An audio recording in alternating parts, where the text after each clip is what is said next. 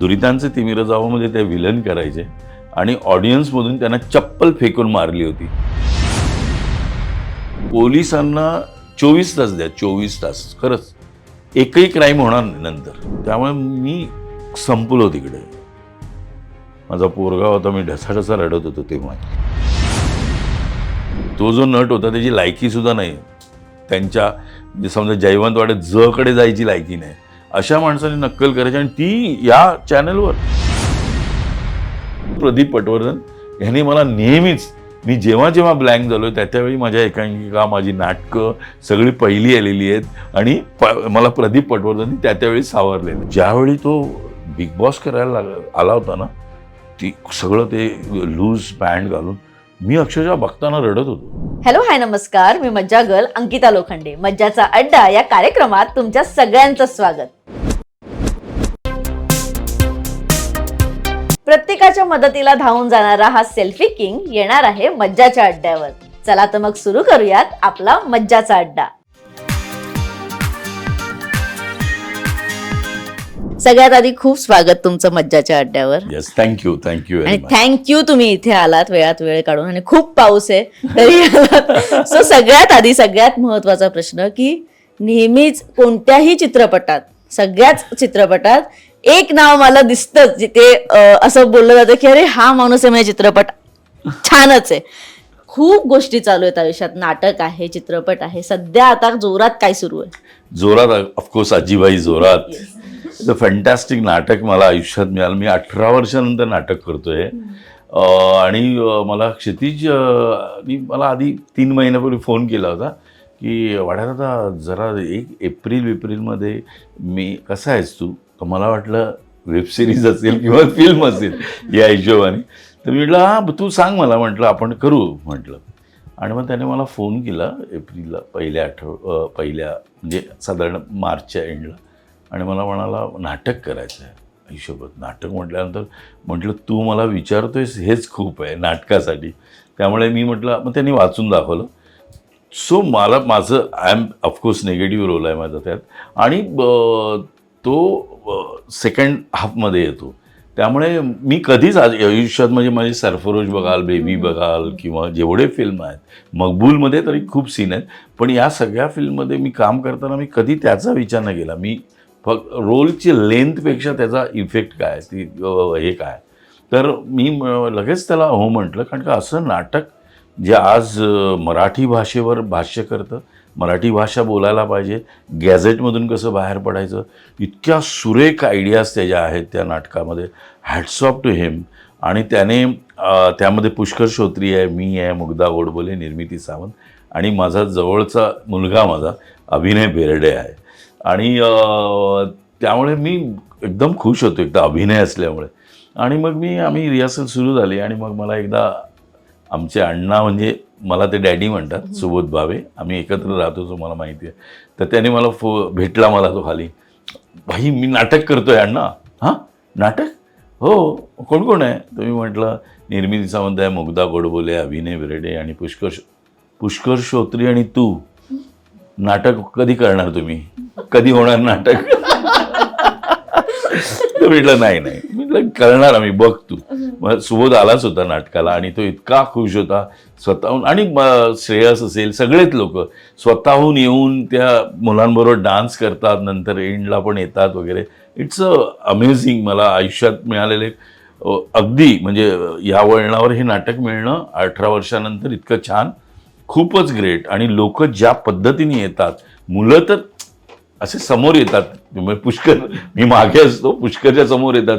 तर काय झालं, तुम्ही किती घाबरला, किती घाबरलात? ते म्हणा गेमाड कोण तर पोरं इथे येतात स्टेजच्या इथे, गेमाड तुमच्या मागे आहे, गेमाड असं पोरं बोलतात येऊन. अरे बाप रे. आणि पुष्करचे हॅट्स ऑफ पुष्करला, कारण का तू विचार कर, 50-60 पोरं येऊन असं बोलत असतील तर तुला पुढचे लाईन्स बोलायचे आहेत, ते खूप कठीण आहे.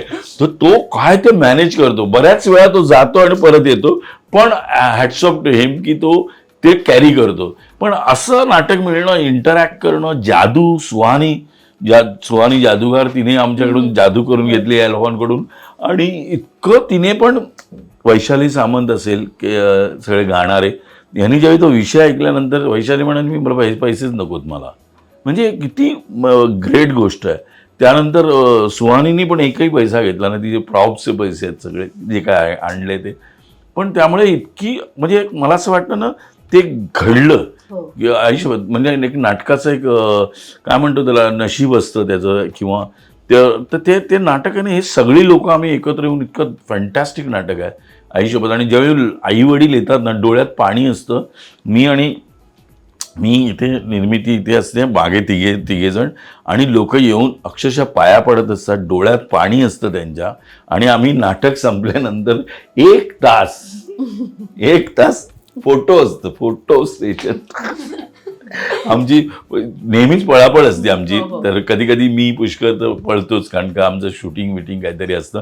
पण इतकं सुरेख नाटक मिळालं ना मला यावर्षी आयुष्यभर. हॅट्स ऑफ टू क्षितिज पटवर्धन. आणि इतका सुंदर लेखक आहे, तुम्हाला सगळ्यांनाच माहिती आहे. लिरिक्स आहे आणि तो आज एवढं काम करतोय. ताली असेल किंवा आता तो सिंगममध्ये इन्वॉल्ड आहे किंवा अजय देवगण बरोबर इन्वॉल्ड. मी किती नावं घेऊ, मोठमोठी नावं आहेत सगळी, अजून पण खूप काही नावं आहेत.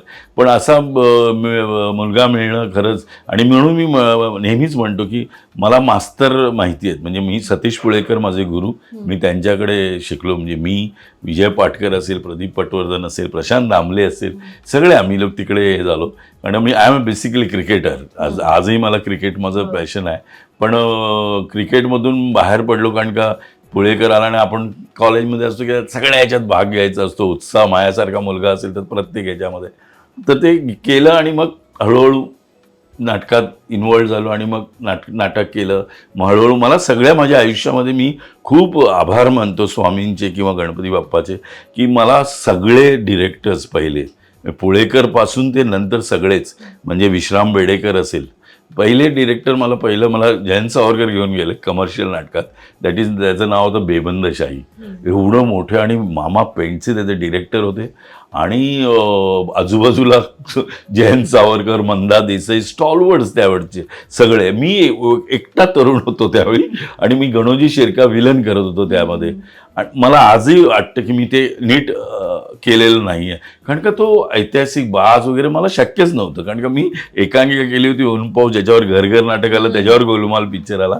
तेच त्या नाटकातून मला तिथे आणलं होतं त्यांनी, जयंत सावरकरांनी. पण मी ते केलं. पण मला आजही खंत वाटते की त्या पूर्वी कसं आपलं कवर पडतो आणि मग त्याच्यावर आपण डायलॉग्स किंवा काय काय असतं.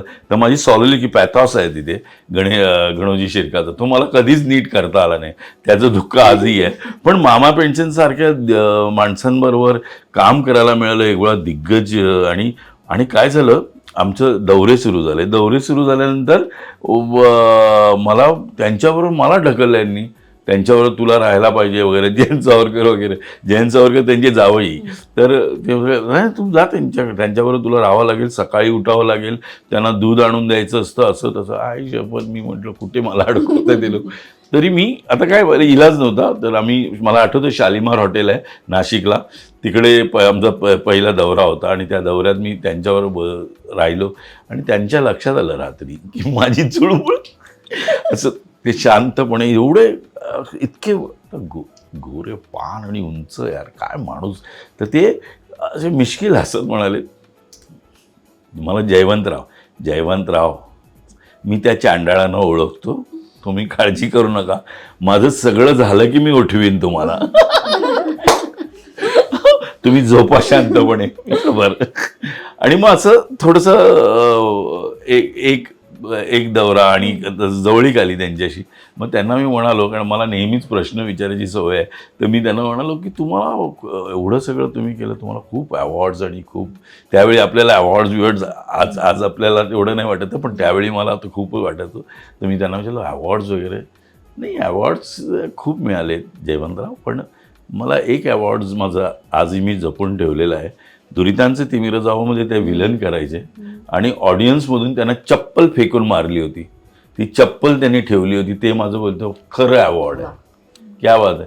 म्हणजे हे सांगण्याचा उद्देश काय मला तेव्हापासून आहे ना, म्हणजे नंतर विश्राम बेडेकर सगळेच म्हणजे पुरुषोत्तम दारव्हेकर मास्तर, ज्यांच्यामुळे ऑल इंडिया रेडिओ ऑडिशन आणि नीलम प्रभू आणि निवेदितेच्या आईनी माझी ऑडिशन घेतली होती. आजही मी A ग्रेडमध्ये आहे आणि मला आजही वाटतं की जाऊन श्रुतिका करावी, जाऊन तिथे करावं, आणि मला बोलवलं की मी लगेच जातो. त्यातली मजा खूप वेगळी आहे ऑल इंडिया रेडिओची. तर असं माझा प्रवास आहे सगळा. अगदीच. पण पहिल्याच उत्तरात इतक्या दिग्गज कलाकारांची नावं घेतली जी आम्ही कदाचित आमच्यापैकी काही जणांनी ऐकली आहेत, काही जणांनी नाही ऐकली आहेत, पण सगळ्यांसाठी उभा राहणारा वाडकर अशी एक ओळख आहे इंडस्ट्रीमध्ये की कधीही फोन करा, जयवंत वाडकर नेहमी फोन उचलतात, नेहमी मदतीला उभे राहतात. कोणताही इव्हेंट चित्रपटात त्यात असो नसो, मित्राचा चित्रपट आहे त्या प्रीमियरला मी येणार, त्या पार्टीला मी येणार, सगळीकडे असताना जेव्हा वाडकरांना मदत हवी असते तर वाडकर पहिला फोन कोणाला करता? माझ्या सुदैवानं मला आजपर्यंत असा प्रसंग आलेला नाही आहे, पण आला तर मी स्वामींचं भक्त आहे, त्यामुळे स्वामींचं नाव घेतो आणि पुढे जातो. पण खरंच म्हणजे ती मला का आली आहे मला माहिती नाही, माझ्या वडिलांकडून आली आहे ती गोष्ट माझ्याकडे. आणि मला असं वाटतं की आपण नेहमीच मदत केली पाहिजे प्रत्येकाला, आणि नेहमी पॉझिटिव्ह थिंकिंग केलं ना, तर मला असं वाटतं सगळ्याच गोष्टी आपल्या इंडस्ट्रीमध्ये खूप चांगल्या होऊ शकतात. लोक एवढी आज काय बाबू पिक्चर आला ना आता, ते त्यांचे पण मला सगळं आलेलं आहे, सगळं मी ते टाकतो फेसबुकवर, मला काही वाटत नाही. मला काय माझी स्वामिनी जी आहे ती खूप आता तुमच्यासारखी आहे, त्यामुळे ती डॅडी का तुम्ही कशाला करताय असं वगैरे, मग ती इंस्टाग्राम माझं घेणार आणि मग ते हे कट कर ते कट कर, मी टाकलेलं असतं सगळं, त्यामुळे ती गंमत आहे. पण मी तिला तेच म्हटलं की असं नाही, त्यांना वाटतं की वाडकरांनी जर टाकलं तर आता माझे फॉलोअर्स पण खूप आहेत सगळीकडे, त्यामुळे ते म्हटलं त्यांना मिळत असेल तर जाऊ दे ना, काय फरक पडतो म्हटलं. आपण काही असं नाही ना म्हणत की ते बाबा वाईट आहे किंवा चांगलंच आहे, असं आपण फक्त टाकून द्यायचं, ते जाऊ दे, त्याला लागलं तर लागलं. आता ते मला हार्दिकचं पण आलंय, हार्दिक पण आहे त्यामध्ये, हार्दिकचं पण आलंय आता मी म्हटलं ओके ओके ओके मी टाकतो म्हटलं तुझं ते. आय डोंट नो, कारण प्रत्येक घरात गणपती पण इतकं सुंदर सिनेमा आहे आत्ताचा, तर खूपच छान वाटला मला पिक्चर. तर ते सगळेच ओळखीचे आहेत. त्यांचं ते नंतर मकाजीचा त्यांनी फॉर्म केलं, नवीन कंपनी चालू केली, त्यालाही बोलवलेलं. आणि अनिल बरोबर कालेकरबरोबर माझं खूप आधीपासूनची मैत्री आहे, आणि मग त्याने बोलवलं, त्यामुळे मग आता गौरी वगैरे पण ओळखीची आहे. त्यामुळे खूप छान म्हटलं, एक प्रोडक्शन हाऊस चांगलं आलं आहे आणि चांगल्या पद्धतीनं आणि एवढ्या ह्यूज आणि रिच पद्धतीने त्यांनी प्रेझेंट केलं, त्यामुळे मला खूपच छान वाटलं. आणि गाणी म्हणा किंवा त्यातला जो आता माझ्या घरी 100 वर्ष झाली माझ्या गणपतीला, 102 103 झाली, तर तो गणपती आता आमच्याकडे तो प्रॉब्लेम आला आहे. आमच्याकडे आता ते आमचा एकत्र गणपती असतो चिरा बाजारमध्ये, तर आता आलं की नाही आपण 1.5 दिवसाचाच ठेवूया आणि 5 दिवसाचाच ठेवूया. मी म्हटलं तुम्ही काही करा, तुम्ही ठेवा, इकडे नाही ठेवला तर मी माझ्या घरी 10 दिवसाचाच ठेवणार म्हटलं गणपती. तर ती जी गंमत आहे ना गणपतीची, ती त्या फिल्ममध्ये जास्त छान दाखवली आहे की त्यामुळे आपले रिलेशन्स म्हणा किंवा, आणि त्या गोष्टी या राहणारच आहेत. माणूस आपण म्हणतो ना खूप ग्लोबल झालो आहे, खूप हे झालो आहे, सगळं झालो आहे, पण अरे काय, पण फिजिक काय, फिजिक तेच आहे. आज फिजिक ते आहे, ते काही ग्लोबल झालेलं नाही आहे. त्याच्या ज्या ज्या गरजा आहेत त्या त्या वेळेला त्या त्या केलेल्या नाहीत, तर वाट लागली. आज एवढा प्रॉब्लेम आहे, तुमच्या मुलींसमोर सांगतो, इतका प्रॉब्लेम आहे. आज तुम्ही लोक लेट लग्न करता, इतका प्रॉब्लेम आहे. आणि अगेन भालेराव जी माझ्याबरोबर तिने काम केलं होतं टिळक आणि आगरकरमध्ये, रिप्लेसमेंट केली होती निवेदिताची. बाळ भालेराव डीन होते, त्यांची मुलगी, आणि आज ती गायनिक म्हणून फेमस आहे आज हिंदुजाला. तर मी आपल्या लोकांचे कोणाचे प्रॉब्लेम असतात तर तिच्याकडे घेऊन जातो.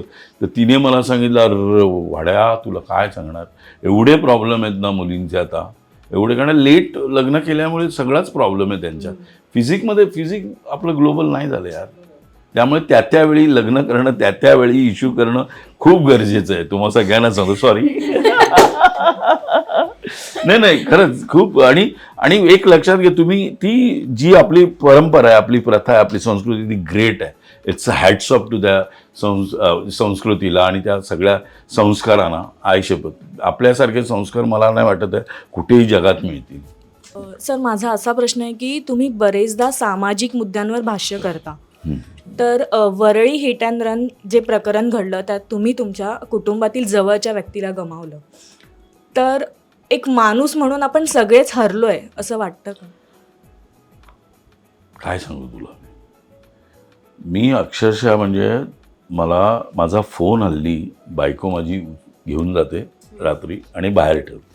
कारण मला कोणी कधीही फोन करतो, यू सेड इट. आणि फोन म्हणून आणि तिथे फोन वाजत होतो, मी उचललाच नाही.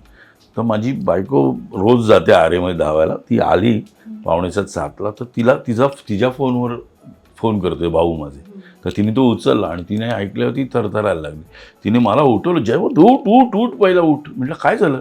मी आई शपथ, मी म्हटलं 1 मिनिट म्हटलं. तर माझे भाऊ लगेच दादा कर काहीतरी कर. मी म्हटलं 1 मिनटं. तर मी लगेच माझे पोलिसांच्या गळ्यातला ताईत आहे मी, त्या खूप प्रेम करतात माझ्यावरती.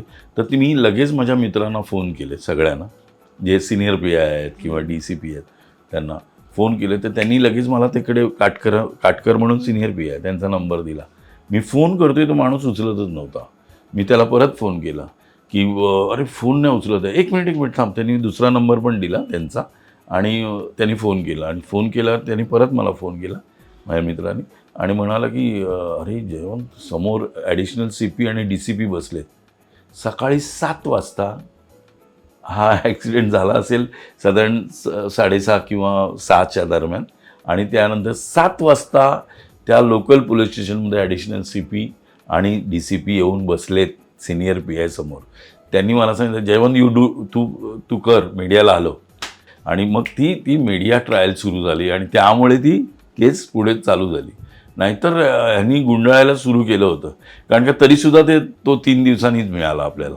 बरोबर आहे, तो मिळालाच नाही. कारण का मी तेच सांगत होतो, म्हणजे सगळ्यांनीच मला खूप थँक्स टू मीडियामुळे ते इथपर्यंत आलं. आणि मी एवढा सांगत होतो, मी म्हटलं तुम्हाला सगळं मिळतं पोलिसांना.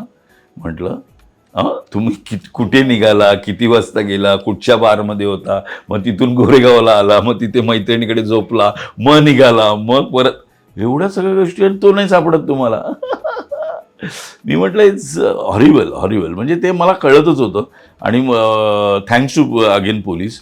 कारण मी आणि सारखं म्हणत होतो की पोलिसांना 24 तास द्या, 24 तास. खरंच एकही क्राईम होणार नाही नंतर. हे जर बाकीच्यांनी इंटरफिअर नाही केला, पॉलिटिक्स कोणी इंटरफिअर नाही केला ना, तर 24 तासानंतर मुंबईत एक पण क्राईम झाल्यानंतर मी काही हरेन. एवढी पॉवरफुल आहे आपली पोलीस. आता पोलिसांनी ते आणि मी हाच डिमांड केला होता, करतोय अजूनही, की तुम्ही मोटर व्हेकल ॲक्ट चेंज करा. जो कायदा आहे तो चेंज केला पाहिजे. तो कायदा आहे तो ब्रिटिशांनी केलेला कायदा आहे. बरोबर, तो तसाच आहे. कारण का त्यावेळी फक्त ब्रिटिशांकडे गाड्या होत्या, त्यामुळे तो सॉफ्ट आहे तेवढा. तसाच आहे तो कायदा. कळलं? तो कायदा आत्ता बदला तुम्ही. तर आता बघायचं काय होतं ते. मी डिमांड तर करतोच आहे अजून. आणि हे सगळं करून ज्यावेळी मी 12व्याला वगैरे गेलो त्याच्याकडे, तर मी त्याला म्हणालो की असं आहे. राजेंद्र शिरोडकर, अधिक शिरोडकरांचा म्हणते, आम्ही गिरगावकर आहोत, त्यामुळे तो माझा मित्र. आणि अनघा जोशी ही सुद्धा सॉलिड लॉयर आहे, जी कल्याण डोंबिवलीच्या आहेत. त्या सगळ्यांनी मला फोन केला आहे. बरं, राजांनी तर त्याच दिवशी 8 वाजता फोन केला मला. वाड्या, मग मी कळलं आहे मला. मी आता चाललो आहे औरंगाबादला, माझी केस आहे. मी फ्लाईटनी चाललो आहे. मी आल्यानंतर मी ॲपियर होणार आहे, लक्षात ठेव. मला त्यांनी स्वतःहून सांगितलं ॲपियर होतो आहे मी. आणि मी त्या बापाला जी मिळाले ना, हे काय म्हणतो त्याला, जामीन जो मिळाला आहे तोही रद्द करू शकतो आपण. मी येतो, तू मला फक्त त्याला घेऊन ये. तर त्या सगळ्या याच्यात वेळ गेला. आणि मग नंतर ज्यावेळी 12 झाल्यानंतर मी त्याला फोन केला, तर राजन म्हणाला मी आता कोर्टामध्ये आहे सेशनला, तर मी तुला फोन करतो. मग त्यानं मला मेसेज आला की बाबा 4 वाजता वगैरे भेटूया आपण. म्हणून भेटायला गेलो. म्हणजे त्याला मी सांगितलं मी पाठवतो, कारण का मी नेमका पुण्याला चाललो होतो, माझा पुण्याला प्रयोग होता. आणि मी गाडी चालवत होतो आणि मी फोन लावला माझ्या ह्यांना की बाबा असं आहे, तर तू जा म्हटलं हिराला मी भावाला सांगितलं आहे, तो तुला घेऊन जाईल. तर त्या माणसाने सांगितलं, म्हणजे माझ्या पुतणीच्या नवऱ्याने, मी फोन केल्याशिवाय तू काय करू नकोस. मला असं वाटलं, मी गाडी थोडी थांबवली हायवेला, म्हणजे एक्सप्रेसवर होतो, थोडं थांबलो, परत चालू केली, परत तिथे पोहोचलो, परत फोन केला, परत सेम उत्तर आलं. त्यामुळे मी संपलो तिकडे. माझा पोरगा होता, मी ढसाढसा रडत होतो तेव्हा. तर मी म्हटलं, यार एवढी मेहनत करून काय झालं. शेवटी आय डोंट नो, अजून माहिती नाही. आता तो ज्या फोनची मी वाट बघतोय, आणि सगळे माझे रिलेटिव्ह आहेत, सगळे सख्खे रिलेटिव्ज आहेत सगळे, तर ती वाट बघतोय मी. ते सांगतील त्यावेळी मी करीनच काहीतरी, पण तोपर्यंत मी काय करायचं, कारण शेवटी त्याच्या साईनशिवाय काही होऊ शकत नाही तिकडे. सो लोक आपल्याकडे मॅनेज होतात यार, त्यामुळे खूप वाईट वाटतं याचं. कारण का, पण तरीसुद्धा माझा 4 सिंहांवर खूप विश्वास आहे. आपला शासनाचा शिक्का जो आहे ना, शासन 4 सिंह, त्यावर माझा खूप विश्वास आहे. त्यामुळे आज ना उद्या कधी ना कधीतरी हे भोगावं लागेल ना, किंवा इथे मोजावीच लागेल किंमत. आणि आपण आता राजकारणात बघतोच आहे, सगळीकडे काय चाललंय, सगळीकडे हळूहळू लोक एक्सपोज होत आहेत. होतील ऑफकोर्स, मला 4 सिंहांवर खूप विश्वास आहे, होणार एक्सपोज, लक्षात ठेवा. पण सर, ह्या प्रकरणात जेव्हा घरातल्याच लोकांना मॅनेज केलं जातं किंवा असा प्रसंग घडतो, तेव्हा वाडकर सरांचं मत काय असतं, त्यांना काय अपील करा? काय म्हणजे मी हतबल झालो. म्हणजे ऑफकोर्स आता त्याला वाटलं असेल की बाबा कसं मॅनेज केलं आहे, पैशानी केलं, काय केलं, आय डोंट नो. पण मी म्हटलं की त्याला वाटलं असेल पैसे मिळतील, जे काय पैसे मिळतील, पण ते पैसे कधी संपतील हेही नाही कळणार. कारण आज तुम्ही बघाल ना, जेवढे आगरी लोक आहेत माझी सगळे, आज जेवढ्या जमिनी त्यांनी विकल्यात, त्या सगळ्या गाड्या बिड्या सगळं गेलं सगळ्यांचं, राहिले नाहीत ते पैसे. जागा विकली, आता काय नाही असं. त्यामुळे माहिती नाही, पण समाव कुठे ना कुठेतरी काहीतरी होईल असं माझं मत आहे. आणि मी प्रयत्न तर आहेच, वेगळ्या पद्धतीने पण मी करणार आहे, पण ते आता सांगत नाही मी. अगदीच एक वेगळाच प्रश्न आहे की आम्ही ना तुम्हाला नेहमीच बघतो, आताही इंटरव्ह्यू चालू आहे, तुम्ही माणूस म्हणून फार उत्तम आहात, किंवा तुम्ही सगळ्यांना मदत करतात, किंवा हा एक खूप छान स्वभाव आहे. पण घरी वाडकर कसे असतात, म्हणजे काय म्हणतात, स्वामिनी आहे, कारण का जेन झी जे आपण म्हणतो की ते रक्त फार तरुण आहे, तिच्यामुळे घरातलं वातावरण कसं असतं, आणि तुम्ही कसे असता घरात, काय सांगा? घरामध्ये मला किंमत 0 आहे. प्रत्येक पुरुषाला असते असं वाटतं का? नाही, घरामध्ये म्हणजे काय, टी व्हीला मी आता ऑलिम्पिक बघतो, आणि ह्यांना स्वामिनी आणि यांना ते बिग बॉस बघायचं असतं, दोन्ही बिग बॉस बघत असतात दोघी, शपथ. आणि मी आता मी स्पोर्ट्सचं असल्यामुळे मी ऑलिम्पिक, आता काल पण दीपाली त्या आल्या होत्या तिकडे. आम्ही सगळे एकत्र आहोत, नंदेश भीमराव पांचाळ, संजय घागरे किंवा खानविलकर, ही सगळी आपली जवळची लोक आहेत सगळी आम्ही. आणि आमचा अख्खा फॅमिली ग्रुप आहे खूप मोठा, आणि खूप धमाल करतो आम्ही. तर काल नेमकं ती दीपालीचा वाढदिवस होता, तो आज आहे, दीपाली देशपांडेचा. आणि ते सगळं मिळालं, तिचं सगळं इंटरव्ह्यूज वगैरे सगळं झालं. तर ती डायरेक्ट तिकडनं उबर करून आली होती एअरपोर्टवरून, दिल्लीवरून. तर तिचा तो आमचा सगळं असं सेलिब्रेशन होतं. त्यामध्ये सुद्धा इतका उत्साह होता ना आमचा सगळ्यांचा, की आज दीपाली देशपांडे आज एवढी मोठी कोच आहे, आणि इतकं वाईट गोष्टी आहेत ज्या इथे मी आता सांगेन बिंदास, काय मला अर्थ नाही. आपली जी सिस्टीम आहे ती बदलणं खूप गरजेचं आहे. स्पोर्ट्स मॅनेजमेंट जे म्हणजे वरच्या लेवलवर चांगलं आहे, पण जी आता समजा एक क्रिकेटची हे आहे, एक XYZ हे, तेच फॉल्टी आहे. ते काय बघतात, अंकिताला ना तिला नाही पाठवायचं, तिला नाहीच पाठवायचं. अरे का नाही पाठवायचं, म्हणजे त्यांच्यामध्येच एवढा प्रॉब्लेम आहे, ते अवॉइड करतात त्यांना नाही पाठवायचं म्हणून, म्हणजे आपसातच लढत असतात. ती जोपर्यंत सिस्टीम आपली बदलत नाही ना, जोपर्यंत आपण एक नेशन म्हणून, किंवा आपण ज्या पद्धतीनं काल आम्ही एवढं सगळं चालू असताना आम्ही सेनची मॅच बघत होतो, आणि एवढा ओरड आणि मी म्हटलं हा जिंकणार आहे. मी आधी पहिली मॅच सुरू झाल्यापासून बोललो हा जिंकणार आहे आज म्हटलं. त्यामुळे तो जो उत्साह आहे ना तो सगळ्यांमध्ये पाहिजे. पण आपली जेव्हा सिस्टीम जोपर्यंत आपली चेंज होत नाही, सिस्टीम जोपर्यंत म्हणजे काय म्हणतो त्याला, ठीक आहे ना आज वाडकरला काहीतरी फुटेज मिळते कारण का तो ही डिझर्व इट, तर त्याला जाऊ दे. पण लोक असे आपलीच लोक असतात ती त्याला जायचं नाही आहे, त्याला अवॉइड करा, त्याला बाजूला बसव असं असतं. आणि त्यामुळे काय होतं त्यांचं मॉरल डाऊन होतं आणि मग पुढे काही करू शकत नाहीत ते. सर तुम्ही बिग बॉसचा उल्लेख केला, तर तुम्ही स्वतः स्वामिनी बरोबर वगैरे बिग बॉस बघता का? हो बघतो. आता ते आरत्या लावतात तर मला बघावंच लागतं, काही इलाजच नाही. मग आता सध्या निक्की तांबोली आणि वर्षाताईंचं जे सुरू आहे प्रकरण, त्यावर तुम्ही काय सांगाल? भांडण वाद जे सुरू आहे, काही अपशब्द बोलले जात आहेत हो. आणि आदर न ठेवता जे बोललं जात आहे त्यावर तुमचं मत काय आहे? बघ मला आधीचे सगळे आपले जे होते बिग बॉस, तर मला निखिल असल्यापासून 2 वेळा बोलवलेलं होतं.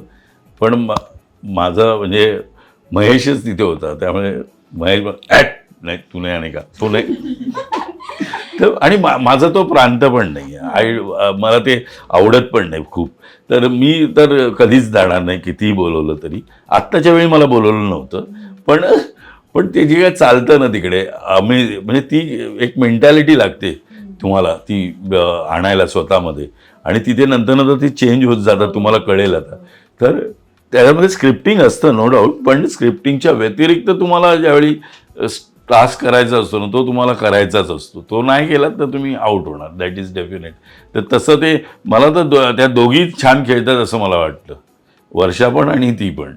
वर्षाचं पहिलं नाटक माझ्याबरोबर केलं आहे, कार्टी प्रेमात पडली, लक्ष्मीकांत बेर्डे आमचं पहिलं नाटक. तेव्हापासून तिची मैत्री आहे माझी, आणि मी तिला पूर्ण ओळखतो, तिचा स्वभाव वगैरे सगळं अगदी. तर त्यामुळे वर्षा मला वाटतं ना खूप टिकेल बघ तू शेवटपर्यंत, कारण वर्षा टिकेल. वर्षा आणि हुशार पण आहे, शी नोज काय करायचं.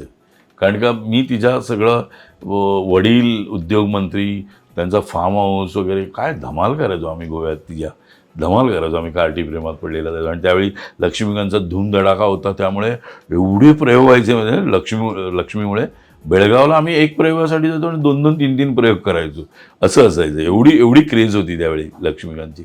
आणि मग काय त्यामुळे तिला सगळा लेफ्ट अँड राईट मला माहिती आहे ती, त्यामुळे ती बघ शेवटपर्यंत टिकणार आहे. नाही, पण त्यांचा जो अपमान होतोय ते सोशल मीडियावर पण त्याबद्दल बोललं जात आहे की त्यांची बाजू कोण घेत नाहीये, किंवा फार काही कोण बोललं जात नाही तिथे उपस्थित असलेले लोक, की त्या प्रकारे अपमान झाला नाही पाहिजे किंवा त्या प्रकारे अपशब्द नाही वापरले पाहिजे. नाही, अपमान करा तुम्ही, that is a part of a game, पण अपशब्द तर नाही बोलले पाहिजे. ते तर तुम्ही केलं पाहिजे. तेवढी काय असतं, एक नाव नाही घेत आहे, एक गुप्तेतिथी खुप्तेमध्ये एकाने आपलाच ॲक्टर आहे, त्याने एक नक्कल केली होती एका मोठ्या नटाची. आणि ते मी बघितल्यानंतर मी चिडलो आणि मी लगेच फोन केला होता निखिलला. ते आजपर्यंत तो परत एपिसोड कधीच दिसला नाही तिथे. निखिलला ते कळलं. मी म्हटलं काय आपल्या माणसाला रिस्पेक्ट आपण द्यायचं असतो, ॲप्रिशिएट आपण करायचं असतं. आपणच ॲप्रिशिएट नाही केलं तर कसं होणार? आणि तुम्ही कोणाची नक्कल करताय? म्हणजे तो जो नट होता त्याची लायकीसुद्धा नाही त्यांच्या, समजा जयवंतवाड्यात जकडे जायची लायकी नाही. अशा माणसाने नक्कल करायची, आणि ती या चॅनलवर 1.5 कोटी लोक बघतायत त्यांच्यासमोर. तुमच्याबद्दलचं मत एक तर वाईट होतं, कारण त्या माणसाचा आदर सगळ्यांकडे आहे, कळलं? तेव्हा मी ते म्हटलं होतं. आणि आय ऑलवेज रिॲक्ट इमिजिएट, मी राहत नाही. त्यामुळे म्हणून मी बिग बॉसमध्ये नाही जाऊ शकत. कारण का, किंवा मी तुला खरं सांगू का, की मी आज शिवसेनेचा म्हणजे उद्धव ठाकरे किंवा बाळासाहेब ठाकरे माझं दैवत आहे, आणि मी त्यांचा आज मिनिस्टर तर नक्की असतो, कॅबिनेट मिनिस्टर असतो जर मी ठरवलं असतं तर. कारण का ते खूप माझ्यावर सगळे लोक प्रेम करतात आजही. तर पण मी काय आहे ना, मला उद्या सांगितलं अंकिताची ट्रान्सफर करायला तर मी नाही करू शकत. ते माझ्या स्वभावात नाही, रक्तात नाही. त्यामुळे मी म्हटलं नाही, बरं आहे, मी आज कुठेही जातो, सगळेच म्हणजे अजितदादा असेल, सगळे लोक खूप छान ओळखतात, तुम्ही सगळे लोक बघता सुद्धा, किंवा फडणवीस असतील, किंवा आमचं तर घरच आहे शिंदे साहेब. त्यामुळे कधी मला काही नाही, मी आज हिचं काम घेऊन गेलो तरी ते करतात, तिचं घेऊन गेलो तरी ते करतात. बस झालं, आपल्याला तेवढंच पाहिजे की कोणातरी काम होणं गरजेचं आहे. अगदीच याच उत्तराला घेऊन हा प्रश्न आहे की जेव्हा माननीय राजसाहेब ठाकरे यांनी एक मुद्दा उठवलेला की वाड्या काय बोलताय किंवा अशोक मामा काय बोलताय, हो. तेव्हा तुम्हाला किती फोन आले आणि त्याच्यानंतर काही गणित बदललंय का? मी सांगू का, मी त्यावेळी इंटरव्ह्यू देतो, मी इथे बसलो होतो, इथून रेकॉर्ड करत होतो, अख्खं रेकॉर्डिंग माझ्याकडे आहे ते. मी होतो. त्यानंतर तिकडे आल्यानंतर पण गंमतच झाली, ती मी आता सांगणार नाही. शेवटी काय म्हणजे ना, आता अशोक मामाला मामाच म्हणतात लोक, त्यामुळे तो आणि आदरपूर्वक म्हणतात वाड्या, किंवा वाड्या. आता माझ्या नाटकामध्ये एक विनोद आहे काय, ज्यावेळी पुष्करला मी पकडतो, त्या जादूमधून पकडतो, आणि मी तो पुष्कर म्हणतो तुझा फोन तुटला पाहिजे, तुझं हे झालं, हे वाड्या, असं वाड्या म्हटलं लोक हसतात, लोक रिॲक्ट करतात. सो ते मला असं वाटतं की मी वाड्या किंवा जी पेट नेम्स आहेत, किंवा आता आनंद इंगळेला अंड्या म्हणतो आम्ही, किंवा काय, किंवा ना, किंवा आम्ही विनय येडेकरला पचक्या म्हणतात, या गोष्टी त्या ॲप्रोप्रिएट आहे, त्यांनाही काही वाटत नाही, त्या माणसांना पण असं काय की काय बोललं म्हणून असं वाटतच नाही. किंवा पशाला प्रसाद लोकला पशा म्हणतात, पुष्कीला मी पुष्कर श्रोत्रीला पुष्की म्हणतो. इट्स ओके असं मला वाटतं, ते प्रेम आहे आणि ते प्रेम असावं असं मला वाटतं. सर, तुम्ही आता म्हणालात की इंडस्ट्रीतल्या प्रत्येकासाठी तुम्ही खास मित्र आहात, तर पुन्हा वरळी केसकडेच नेतो. त्या घटनेनंतर इंडस्ट्रीतल्या लोकांकडून कसा प्रतिसाद किंवा पाठिंबा मिळाला, आणि दुसरंच की तुम्ही राजकीय लोकांच्या पण खूप जवळचे आहात, तर तिथून काही रिस्पॉन्स आला का त्या घटनेनंतर? मी तुला सांगू, त्यानंतर hats off to my fraternity, माझ्या सगळ्या लोकांना. मी नावं सांगतो तुम्हाला. देवकी पंडित, ही नावं रेअर आहेत. देवकी पंडित, वैशाली सामंत, भरत दाभोळकर, दिलीप प्रभावळकर, सुप्रिया पेळगावकर, निवेदिता जोशी, या सगळ्यांनी मला फोन करून, आणखीन बरेच लोक आहेत, या सगळ्यांनी मला, मी नावं एवढीच सांगितली की या सगळ्यांनी मला फोन करून आणि मेसेज करून, जयवंत तू उभा राहा, वाड्या तू उभा राहा, तुझ्या मागे आम्ही उभे राहू, किंवा तुला जिथे साईन पाहिजे तिकडे साईन करायला येतो, पण हे सोडू नको या लोकांना. आपली नट हा खूप संवेदनशील असतो, खूप, त्याशिवाय तो नट होऊ नाही शकत, कळलं का? नाहीतर तो नट कधीच नाही होऊ शकत, रोबोटसारखं काम नाही करू शकत आपण. तर इतकी लोक रिॲक्ट केलं ना, काय विचाराच्या पलीकडे. म्हणजे आता पॉलिटिकल याच्यामध्ये पण परवा धर्मवीरचं आमचं हे असताना, टेलर लॉन्च असताना पण मला प्रताप सर नाईक असेल किंवा साहेब असतील, CM साहेब, मला हात धरून बाजूला घेऊन, मी जाणार आहे, मी ज्या दिवशी जाईन त्या दिवशी तू पण ये. प्रताप सर नाईक बोलले मला मी सोडणार नाही वगैरे. It's okay.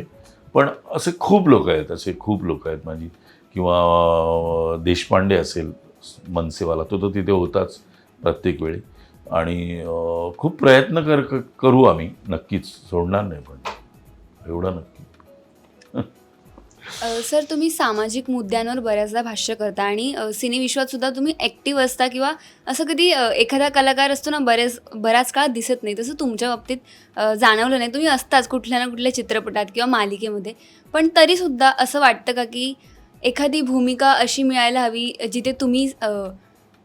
जिथे तुम्ही प्रकाश झोतात याल, किंवा तुम्हाला अजून ती मिळालेली नाही, असं काही वाटतं का? नाही, मला नाही असं वाटत, अदरवाईज तुम्ही मला बोलवलंच नसतं. एक, आणि मला असं वाटतं की मी खूप वेगवेगळ्या भूमिका केल्या आहेत.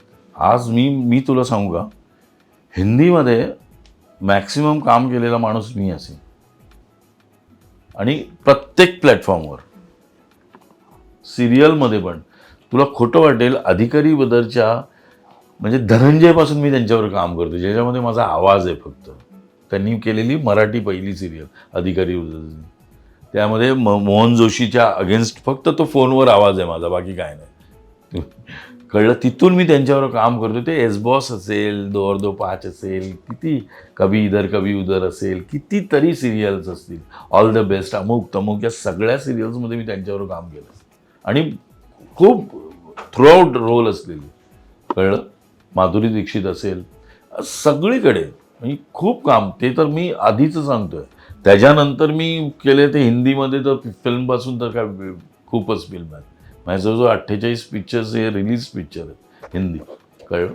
आणि आता वेब सिरीज तर मी खूपच चालू आहे. आता म्हणजे पथिपतचंद्र पण येणार आहे, खूप छान आहे. आणि अगेन आदित्य सरपोतदार त्याचा डिरेक्टर आहे. आय लव्ह हिम.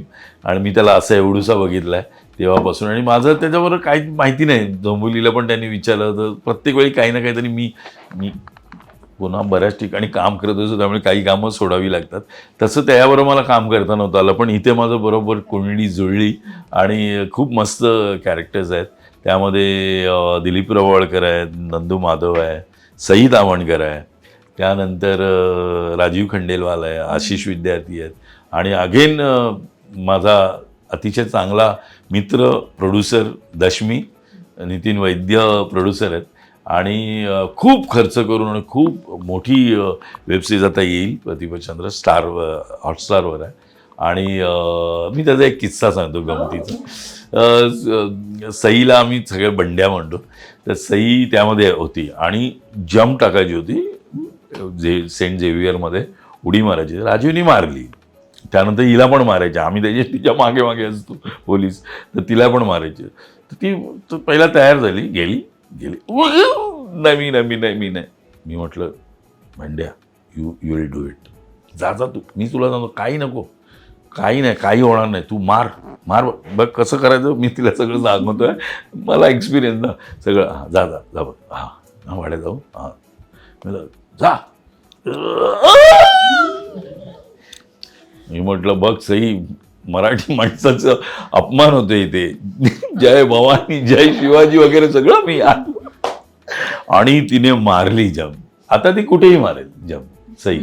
तिने म्हणजे 2 माळ्यावरून मारायची होती. ऑफकोर्स खाली सगळं सेफ असतोच, पण शेवटी तिची एक डेअरिंग आहे, ती जी तुमची मरायला पाहिजे ती मेली तिची. त्यामुळे म्हणण्या नेहमी मला बघितलं की अरे वाड्या, ते आठवतं मला. सो खूप काही काम आहे. किंवा समित कक्कडवर आमचा रानटी पिक्चर येतोय आता, अप्रतिम पिक्चर आहे. शरद केळकर आहे, आम्ही सगळे म्हणजे त्याचे ठराविक आहोत. ते नागेश भोसले आहे, संतोष जुवेकर आहे त्याचा लाडका, त्यानंतर छाया कदम आहे. 2 मुलं हाफ तिकीटमधली, ती मोठी झाली ती पण आहेत त्यात. आणि धमाल पिक्चर आहे, खापरे पण आहे त्यात. आणि खूप सॉलिड पिक्चर आहे, आता येईल, रिलीज होईल तो. आणि समित कक्कडबरोबर माझी ती वेब सिरीज पण खूप गाजली, ज्याच्यामध्ये आता तू म्हणाली की फेमस काम, त्यातलं माझं काम तर एवढं म्हणजे सुनील शेट्टी मी एक सीन केला होता, त्यानंतर किधर से उठा के लेके आता यार तू, यार धाड़ बोल दिया, मेरे को करना है सब कुछ. हाँ फिर आता सुनील शेट्टी माझा खूप आधीपासूनचं हे आहे, गिरगाव ॲक्च्युली. त्यांचं ग्रँट रोडला कपड्याचं दुकान सगळं आहे. आणि त्याने आमच्या चौपाटीमध्येच बाजूला ते हे केलं होतं, काय म्हणतो त्याला, हॉटेल आणि तत्सम काहीतरी सुरू केलं होतं. त्याच्या अगेन जाऊन मी खूप काही केलं होतं त्यावेळी पण एजिटेशन वगैरे. आणि मग ते तोडलं गव्हर्नमेंटने. सो मी तशी ओळख पण आहे माझी त्याबरोबर. पण आता खूपच छान मित्र आहे आणि इज व्हेरी गुड सोल. आणि खूप म्हणजे खरंच आता या एजमध्ये पण एवढं ॲक्टिव्ह राहणं, फिट राहणं, म्हणजे कधी वाटतं की यार आपला क्रिकेटर हा क्रिकेटर आहे की तो क्रिकेटर असं वाटतं ना, त्याचं जावई. सर, तुम्ही चित्रपटांच्या आठवणी सांगितल्या, तर तुमची एक भूमिका होती नवरा माझा नवसाचामधील. तर त्या भूमिकेत किंवा त्या चित्रपटामध्ये जे कलाकार होते त्यांच्यासोबतचा अनुभव, आणि आता नवरा माझा नवसाचा 2 येतोय, तर त्या चित्रपटातले काही कलाकार या चित्रपटात नाही आहेत किंवा आपल्यात नाही, तर कसं, म्हणजे काय तुमचा अनुभव? नाही, ते तुला सांगू का, ते मला आठवतं आम्ही हे यशवंत नाट्यमंदिर आहे ते आता तिथे चांगलं केलं आहे, तिथे आम्ही लोक बसलो होतो सगळे आणि आम्ही वाचन करत होतो. संतोष पवार वाचत होता स्क्रिप्ट ती पहिली, आणि आम्ही सगळे कलाकार बसलो होतो सगळी. आणि मी आणि पाटकर आम्ही लोकांना पहिल्यापासून बाबा आजमीपासून सवय आहे. प्रश्न विचार आणि सगळं लाव घड्याळ. आम्ही घड्याळ लावलं होतं तर ते मी आणि पाठव अरे बाप म्हणलं सचिन 3.5 तास त्याने वाचलं होतं, नुसतं वाचन केलं होतं. म्हटलं पिक्चर किती होणार. तिथेच प्रशांत दामले होता, प्रशांत दामलेला तिथेच कापला, तिथे अख्खा प्रशांत दामलेचं कॅरेक्टर उडवलं. आणि तोही येतो, तोही अंताक्षरी खेळतो आमच्यावर, असं होतं ते अख्खच्या पहिल्या भागात. ते अख्खच्या अख्खं तिकडेच प्रशांत दामले गायब. आणि आणि पहिल्या दिवशी आम्ही गणपतीपुळेला पोहोचलो. मग ते कमी केला थोडासा आणि गणपतीपुळे पोहोचलो. आणि मग पहिल्या दिवशी काय झालं, त्यांचा जो तरंग होता ना, तो जो डिरेक्टर असोसिएट डिरेक्टर आहे तो तरंग वैद्य, खूप लिहितो वगैरे, तर तो होता. तर काही कारणास्तव तो नाही बोलला वाटते, तर तो 10 दिवस आलाच नाही. पण पिळगावकरांना वाटलं अविनाश ठाकूर आहे, मी आहे, आणि Sameer Vidwans was a assistant, third fourth assistant Sameer Vidwans. तर हे सगळेजण आलो, आम्ही केलं. पहिल्या दिवशी ते थोडंसं गडबड झाली, कारण का असोसिएट डिरेक्टर नाही ना शेवटी. त्यामुळे मग आम्ही MTDCत राहायला होतो. मग तिथे आम्ही जरा रात्री बसल्यानंतर तिथे मामा आणि विजय पाटकर म्हणाले सचिनजींना की वाड्याला उद्यापासून तू ॲसिस्ट करायला दे. मग त्यांनी मला ॲसिस्टंट केला. आणि मग माझं एन चंद्रा आणि जॉन मॅथ्यू माझं स्कूल. मग मी बसलो, आंघोळ बिंघोळ करून यायचे. आंघोळ करून आलं की सचिनजींच्या रूममध्ये सगळे, आणि सगळे हेड, हे आपला कॅमेरामन, त्यानंतर आर्ट डिरेक्टर, सगळे आणि बसायचो. मग मी सरांबरोबर डिस्कस करायचो, सर किती सीन करायचे, 4 सीन 3 सीन करायचे. म्हणून 3 सीनवर 4था सीन राहू दे म्हटलं, आपण वाचूयाचं खरं. मग वाचायचो मी आधीच प्रॉपर्टी बिपर्टी सगळं काढून. त्यामध्ये एक प्लस पॉईंट असा होता ना, कारण एकच कॉस्ट्युम होता, त्यामुळे फार असं कंटिन्युटी वगैरेचं फार भानगड नव्हती. त्यामुळे ते एकदम सोपं होतं. तरी बसायचं. मग सर मग कुठचा सीन करायचा 3 पैकी? हा, तर मग कुठून पहिला सीन करणार सर? हा पण पहिला सीन. मी लगेच मेमाणेला म्हणायचो, मेमाणे कुठून करणार, कुठे ठेवणार कॅमेरा? मेमाणे म्हणायचं हे 3ऱ्या सीटवर. ती अख्खी आपण गाडी बनवलेली होती, ते आम्ही सेट्स निघायचे, सगळं निघायचं. आणि पूर्ण एंडी लागलेलं, वाट लागायची आतमध्ये, आवाज नाही यायची. आपल्याला वाटतं हवा येते, काही नाही. सो कम्प्लीट एंडी लागलेली होती, कारण ते आतल्या आणि हे मॅच करण्यासाठी ते खूप केलं होतं. वर किनो दिसतो बघ, कुठे कुठे दिसतो आता तर याच्या जर्कमध्ये. तर तो आला आणि मग 3ऱ्या सीटवर. मग संतोष पुटाण्याला 3ऱ्या सीटवर 3ही सीट काढून तिथे कॅमेरा माउंट असायचा. आम्ही एवढा अख्खं सगळं, आम्ही 18 किलोमीटर यायचो. इंद्रप्रस्थवरून कोलाडला यायचो. कोलाड आमचा बेस होता आणि हे सगळे लोक रोह्यावरून यायचे, सगळे बाकी टीम सगळे. आणि मग तिथे मेकअप, नाश्ता सगळा करायचा. आणि मग जो पहिल्या सीनमध्ये असेल, आणि नेहमीप्रमाणे मी हे राजन वाघदेरेंकडून शिकलो, नेहमी पहिला पुरुषांचे सीन, सकाळी पहिला सीन पुरुषांचा, बायकांचा सीन ठेवायचा नाही, कारण त्यांना वेळ लागतो. ते मी त्या राजन वाघदेरेंकडून शिकलो. आणि मग तो सीन करायचो आम्ही. तू विचार कर, एवढा सगळा लवासामा घेऊन, म्हणजे अक्षरशः आपण ताफा चालतो असं बघतो ना तसं. म्हणजे आम्ही पुढे ती बस त्याच्यावर, कारण का ते सगळं आपलं काय म्हणतो जनरेटर वयान वगैरे सगळं, ज्या वायरी सगळ्या त्याच्याने आम्ही सगळेजण प्रतिपदाची जी बस आहे निर्मितीची होती त्यामध्ये आम्ही बसायचे सगळे त्यात. आणि त्या अशा 3-4 बस चालायच्या शूटिंग चालू असताना. कारण आम्ही पुढे जायचो ना. आम्ही अगदी पुण्याच्या टॉपला येऊन पुन्हा परत खाली यायचो, असं जायचो सीन करत. कोलाडपासून आम्ही 4 दिवस आम्ही तिथे केलं होतं. तर ते हे सगळं सुरू केलं. आणि मग मलाच एक दिवशी सरांनी विचारलं, असं कुठे शिकलो? म्हटलं माझं एन चंद्रा आणि माझं हे आहे स्कूल. कारण शेवटी 4 अँगल आहेत यार, A angle, B angle, C angle, D angle. A अँगलमध्ये आल्यानंतर ए अँगलचे 4 सीन आहेत ना, ए अँगलचे 4 सीन एकाच झटक्यात. कारण इथे काय होतं, कंटिन्युटीचं लपडत नव्हतं.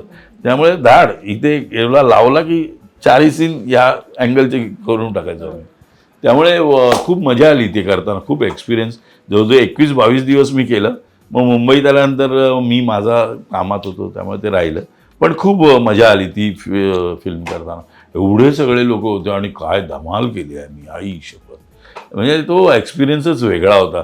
त्यानंतर सुद्धा माहिती आहे का, धाब्यावर आम्ही थांबतो आणि मग तिथे सुधीर जोशी होता, त्या धाब्याचा मालक असतो तो.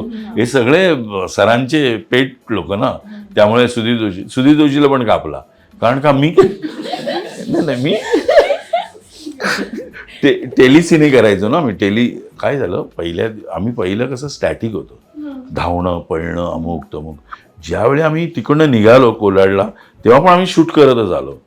ते सगळं शूट केलं आणि ते मेमाणे हुशार होता. मेमाणे म्हणाला आणि सर म्हणाले की आपण ते टेली रिव्ह्यूज करून आणूया, बघूया काय होतं. मेमाणेला तो प्रॉब्लेम होता ना, कारण का नाहीतर सगळं जर्की आलं असतं.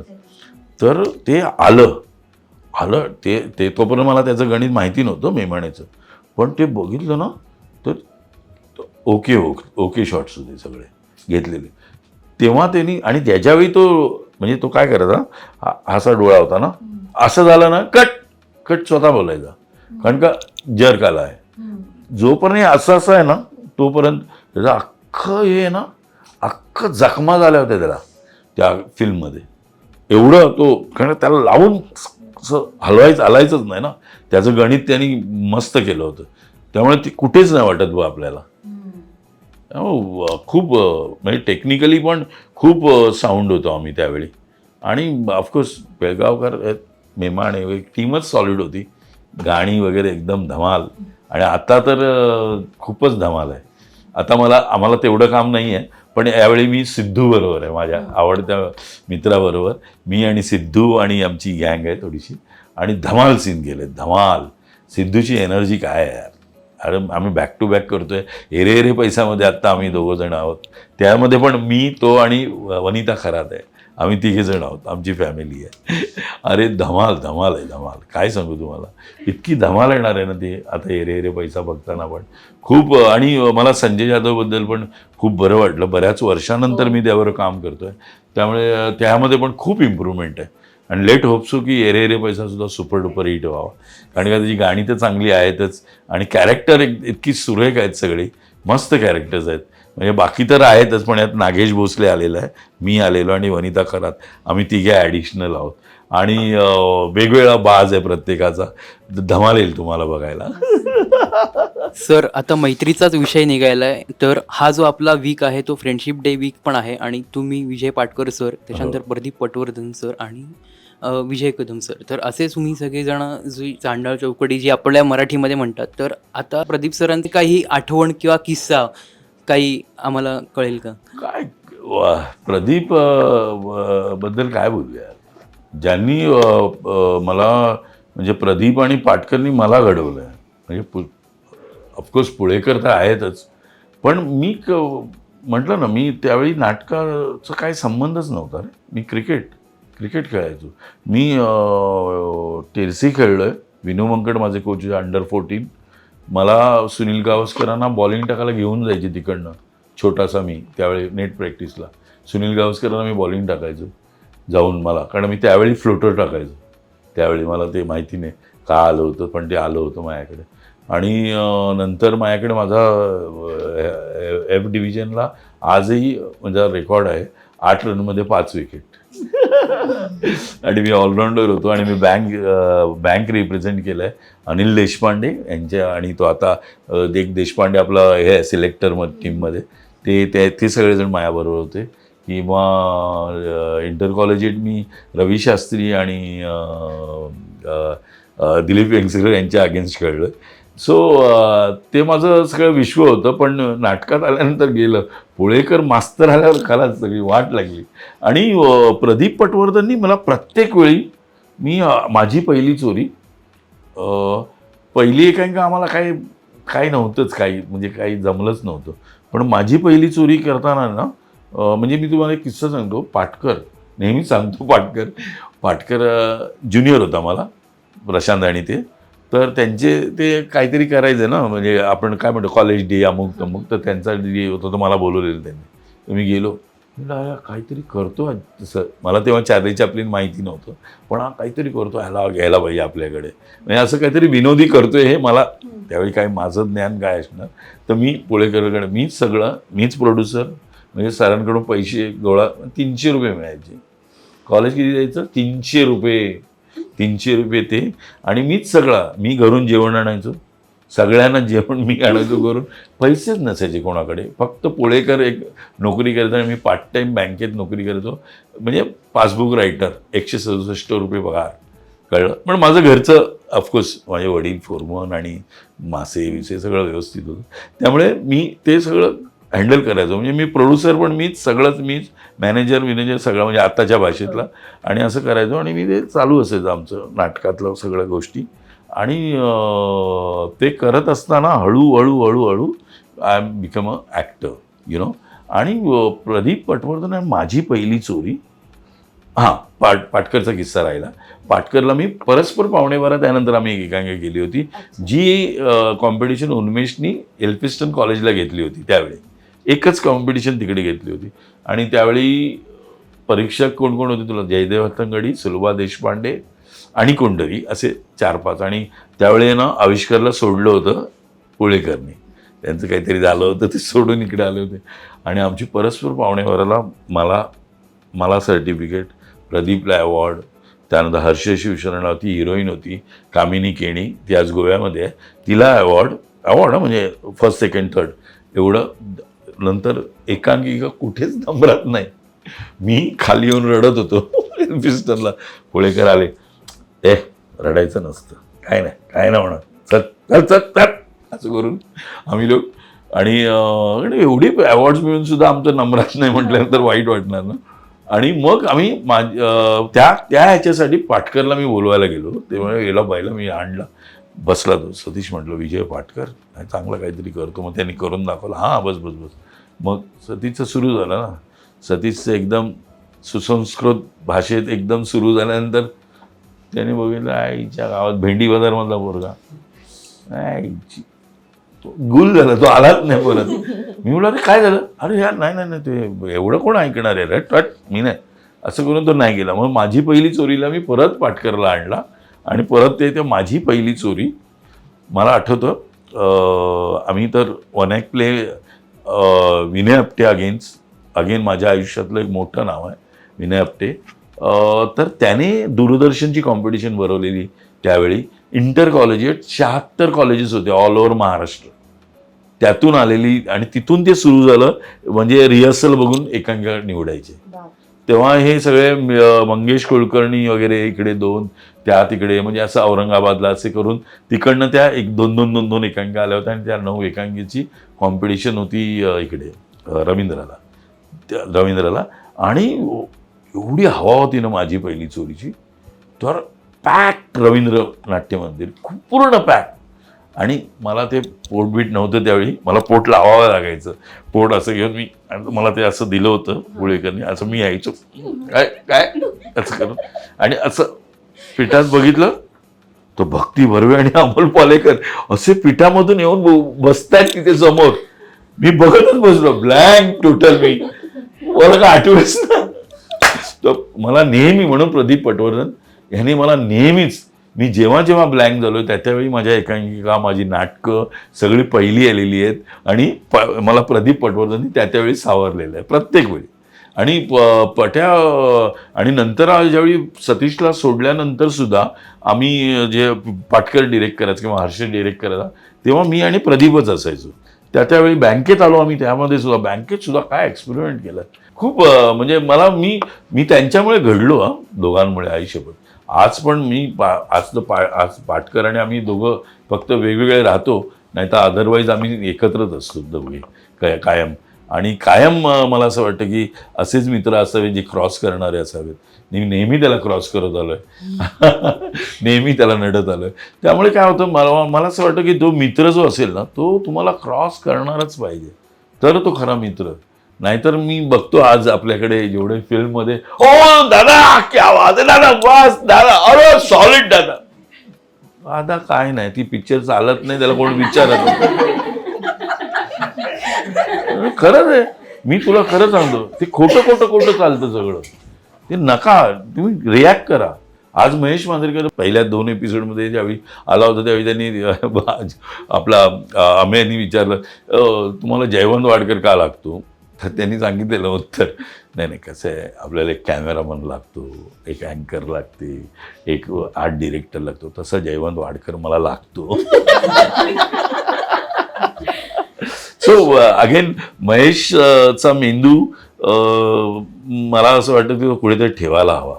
आज एवढ्या व्याधींमधून तयार राहणं, उभं राहणं, ज्यावेळी तो बिग बॉस करायला आला होता ना, ती सगळं ते लूज पॅन्ट घालून मी अक्षरशः बघताना रडत होतो. सो काय माणूस आहे, ते शक्यच नाही करणं. मी तुला it is not normal boss. पण तो माणूस आईसोबत, म्हणजे मी ज्यावेळी त्यावर काम केलं त्यावेळी तो इथे बसलाय मॉनिटरवर, रोल पण करतोय, आणि इथे कोणतरी आलेले आहेत, इथे हां क्या बोल, अच्छा नाही नाही मैं क्या बोल रहा हूँ, वो ऐसा करते, इथे कोणतरी ॲडवाला आलाय, हां क्या आहे, असं सगळं चालू असताना वाडकर तिथे वाड्या काहीतरी लाईन वेगळी बोला, ए वाड्या ओ लाईन बोल, म्हणजे एवढं. आज तू चला सांगू ना, आज समजा तुम्ही 2 वर्षांनी पिक्चर केलाय त्यांनी आणि आज सुरू केलं, तर तो सांगू शकतो की काय कलरचं शर्ट आहे. त्याचं डोकं अप्रतिमच आहे, अप्रतिम पण अप्रतिम. त्यांची भीती ना सगळ्यांनाच वाटते, म्हणजे आदरयुक्त भीती सगळ्यांच्याच मनात आहे. जेव्हा तुम्ही त्यांच्यासोबत असता किंवा तुम्ही दोघं एकत्र कुठेही बसता, तेव्हा काय कन्व्हर्सेशन असतं, म्हणजे कोण कोणाचं नक्की ऐकतं आणि कोण कोणाला मी ओरडतं? दोघं ज्यावेळी असतो त्यावेळी आता त्याचे भाऊ सगळे असिस्टंट असतात. आता ते पॅकअप करायचं असेल किंवा आता काय, वाड्या जरा बोल ना, बोल बोल सर, बोल नाही सर, जल्दी निकलने का अपने को, कोणी त्याच्यात, ते सगळं मीच. आणि मी तर खूप म्हणजे मी सतत चालू असं नाही, उसको बोल ना थोडा, इधर ले ना उसको इधर, हां बरोबर, हो उठाने को बोल. आणि त्याला आहे ना, त्याच्या पिक्चरमध्ये ज्याला बिझनेस करत बोलता येत नाही ना, तो मेला. म्हणजे आपल्या सिरियलमध्ये कसं येऊन, काय कशा आहात तुम्ही, बरं आहे, असं कधी कोण बोलतं का घ्यायला, अरे काहीतरी घेशील की नाही, काहीतरी आता यू आर डुईंग दिस, हे केलेलं आहे. कोण नाही करत, आर्टिस्ट करतच नाहीत, नॉर्मल काम करतच नाहीत आपली लोक. ते असेच असतात, येऊन पाठांतर वाक्य बोलायची बस कॅमेरा पकडून. अरे नाही बॉस, तर ते नॅचरल वाटतं, तर ते लोक तुमच्या जवळ जातात, बघणारी सुद्धा, कळलं. म्हणून का छोटी मोठी कामं सुद्धा असतात ती चांगली होण्यासाठी, या सगळ्या गोष्टी गरजेच्या आहेत. तर मी त्याला सतत कानावर सांगत असतो असं, हा रे रुक रे, हां हां तू कर ना, फिर तू कर डिरेक्ट.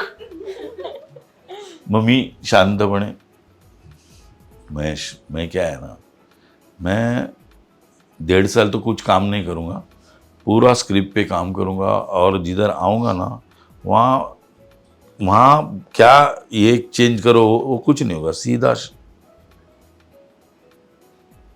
ठीक आहे. त्याला कळलं. कारण का मी खरंच म्हणजे मला आता लोक 2-2, 3-3, 4-4 पिक्चर करत असतात. मी त्याच्याकडे बघत असतो, अरे का त्या प्रोड्युसरचे पैसे वाया घालवताय ते लोक, का करताय ते. नाही अगं शक्यच नाही. फिल्म ही गोष्ट अशी आहे ना, it is not normal boss. ही एवढी ह्यूज गोष्ट आहे ना. ज्यावेळी आम्हाला बाबा आझमीनी ज्यावेळी पहिला कॅमेऱ्यात असं बघायला लावलं होतं तेजाबच्या वेळी, त्या आता नाही आहे आता ते दिवस, तो जो कॅमेरा ते स्टँड असं लावलं ना, असं धस्स होतं, एवढं दिसतं रे. म्हणजे कॅमेराला तू काही लपू शकत नाहीस. आणि आता ही दिसते ना, हिच्या मागे ती बसले, ते फ्रीज दिसतोय, हे सगळं मला दिसायला पाहिजे ना. मी ज्यावेळी अँगल लावतो त्यावेळी मला ते दिसायला पाहिजे मागचे सगळे. आपल्याकडे नसतं. अजूनही टी व्ही सारे ते काहीतरी आणून ठेवतात, असं नाही होत ना. मग ते खोटं वाटतं. हां, त्यामुळे ते खोटं वाटायला लागतं. यू शुड फिल्म ही अशी गोष्ट, म्हणून मी त्याला ते पटतंच. त्याला त्याचं ना नाही आहे. पण मी म्हणतो, मी ज्यावेळी करीन ना, मी त्यावेळी असं करीन. म्हणजे पाटकर पण माझ्यावर चिडतो, पण मी त्याला म्हणतो मी करणार ना तेव्हा हे काही नसणार. मी 16 दिवसात फिल्म करतो, 20 दिवसात शक्यच नाही. Patkar was a fantastic director. त्याने प्रूव्ह पण केलेलंच आहे. म्हणजे डार्क इन ब्लॅक वगैरे आम्ही त्या फिल्म केल्यात. हिंदी त्याने 3 फिल्म केल्यात. म्हणजे तो खूप हुशार आहे, म्हणजे प्रश्नच नाही. पण माझ्या मते त्याकडे पेशन्स नाही आहेत किंवा माहिती नाही. पण वेळ नाही देत त्या फिल्मसाठी. मी त्याला बोलतो तू वेळ दे ना, तू का करतोयस 22 दिवसांनी, 16 दिवसांनी, 18 दिवसात. मी जेवढी लोकं ही करणारी लोकांनी सगळं झूट आहे. मला तर वाटतं की फिल्म बनूच नाही शकत. नाहीतर आज मला मी गजेंद्राचं नाव घेऊन बोलू शकतो. 6 दिवसात फिल्म होते. 6 दिवसात त्यांनी फिल्म केली ती रीमा आणि यांना घेऊन. काय काय दाखवलं तुम्ही? का नाही चालली फिल्म? सांगा ना. चालूच नाही शकत बॉस. त्या फिल्मला वेळ आता ठीक आहे, आता आपण फास्ट झालो आहे, सगळ्या इक्विपमेंट्स आल्या आहेत, सगळ्या गोष्टी आल्या आहेत, सगळे आपण काय म्हणतो ग्लोबल झालो आहे, डिजिटल झालो आहे, त्यामुळे सगळं अवेलेबल आहे, सगळ्या गोष्टी AI वगैरे सगळं आलं आहे. पण मग तुम्ही निदान 35-40 दिवस तरी करा फिल्म. तेवढा वेळ तर द्या त्या फिल्मला. कारण नाहीतर आत्ता मला संजय यादव आवडायला लागला. वाड्या इधर स्वल्पविराम है, इधर कॉमा है, मेला ये डिरेक्टर है.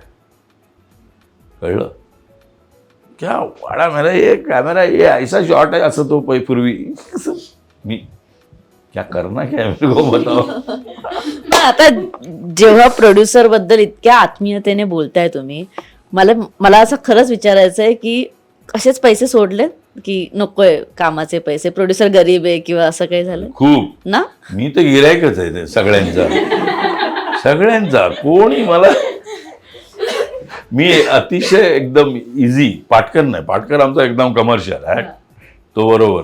मला एक तर बोलताच येत नाही. हल्ली आता लास्ट 6 महिने झाले असतील, आत्ता स्वामीनी मला बोलते, Swami daddy give it to me, tell them manager बोलते म्हणून. मग ती बोलते हां. मग आता मला ना कुठेतरी एक काहीतरी शॉप ओपन होणार होतं ठाण्यात वगैरे. तर मी म्हटलं काय, तिने 1,60,000 ह्याचे हे त्याचे तिने 3 ठिकाणी काहीतरी सांगितलं. सगळं बरोबर करून पाठवलं. ते सँक्शन झालं. हे माझ्याकडून झालं. मी सांगितलं 25-30 हजार रुपये देतो. मला बोलताच येत नाही. खरंच नाही. ती माझा मूर्खपणा आहे म्हणजे थोडक्यात. पण फिल्मसाठी आहे ना खूप म्हणजे मला असं वाटतं की लोकांनी 4-5 फिल्म करण्यापेक्षा एक फिल्म करावी आणि छान करावी फिल्म. वेळ घ्या त्यासाठी. आता गाबरीचा पाऊस वगैरे करणाऱ्या डिरेक्टरकडे किंवा त्या प्रोड्युसर्सकडे आता त्यांच्याकडे विषय पण त्यांच्याकडे प्रोड्युसर नाही. ही सगळी माझे मित्र आहेत चांगले, उमेश कुलकर्णी वगैरे. मी त्यांना सगळ्यांना म्हणतो यार तुम्ही करा ना यार काहीतरी. पण सर तुम्हाला असं वाटतं का की आपल्या मराठी इंडस्ट्रीत एखाद्या विषयावरचे चित्रपट चालले तर त्याच पठडीतले किंवा त्याच ग्राउंडचे अनेक चित्रपट येतात? फॉर एक्झाम्पल की ऐतिहासिक एक चित्रपट चालला म्हणून अनेक ऐतिहासिक, सैराट आला म्हणून सगळ्यांनी गावाकडची स्टोरी सांगायला सुरुवात केली किंवा लव्ह स्टोरी सांगायला सुरुवात केली. बायकांचे चित्रपट चालतात म्हणून सगळ्यांनी बायकांचे चित्रपट काढले. कुठेतरी हे तोडणं किंवा कुठेतरी एक गॅप घेणं गरजेचं आहे. नाही, एक गॅप घेण्यापेक्षा मला वाटतं का करायचं ना पण तुम्ही. कारण का तुम्ही जो विषय पकडणार तो फोर्सफुली येणार आहे. एक बाई किंवा जिम्मा वगैरे आले ते नॅचरल आले. पण पुन्हा तेच करायचं असेल तर मतलबच नाही ना. तुम्ही काय नवीन करणार किंवा त्या ॲक्टरकडून काय नवीन करून घेणार नाही. यू गिव्ह अ चॅलेंज घेणारे सगळे ॲक्टर्स आहेत. खूप ॲक्टर्स आहेत चांगले सगळे घेतात चॅलेंज द्या ना तुम्ही. आणि का पटापटा पिक्चर करायचे आहेत. आणि प्रोड्युसर इज ग्रेट यार. आज नाही म्हटलं तरी एक चांगला पिक्चर जर बघायला गेलो ना आपण 2-2.5 कोटी लागतातच कमीत कमी. आता मी बघितलं एक पिक्चर होता ते किती आत्ता माझा नाद एक पिक्चर येतोय तो प्रकाश पवार करतोय. तर त्याचा डिरेक्टर जो आहे नाव नाही सांगत तो पण आला होता त्या स्टुडिओत. त्याचं पण चालू होतं हे पोस्ट प्रोडक्शन.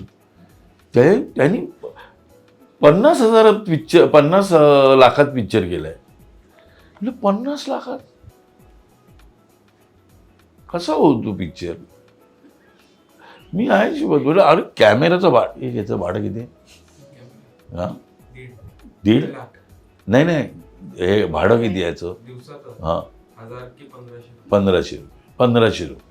आपला कॅमेऱ्याचं भाडं किती आहे म्हणजे 25-30 हजार रुपये तर त्याचं नुसतं त्याचं भाडं किंवा त्याचं अख्खं युनिट पकडलं ते एवढे पैसे तुम्हाला टेक्निकल लोकांना तुम्हाला पैसे द्यायचेच आहेत. ते तर तुम्ही अवॉइड करूच शकत नाही. म्हणजे कसं काय केलं असेल पैसे असा मला प्रश्न पडतो. तोच पिक्चर पाटकन नाही गेला, मी नाही गेला. पण तुमच्यामध्ये असं डिस्कशन चालतं की तो चित्रपट तुझ्याकडे आलाय, माझ्याकडे आलाय? शक्यतो नाही होत असं डिस्कशन, पण मी बिंदास बोलतो. हा, आणि मला तो नेहमी क्रॉस करतो. हा सगळा प्रवास तुमचा मोठा आहे, पण या प्रवासात कोणती तरी गोष्ट राहून गेली असं वाटतं, किंवा आता ती संधी मिळाली की ती गोष्ट पूर्ण करण्याची, तर कोणती गोष्ट पूर्ण करायला ॲज मी डिरेक्टर तर होणारच आहे, प्रश्नच नाही. पण त्याला वेळ आहे. पण मी जसं म्हटलं तसं मी सगळं सोडीन. मी कुठे काम करणार नाही.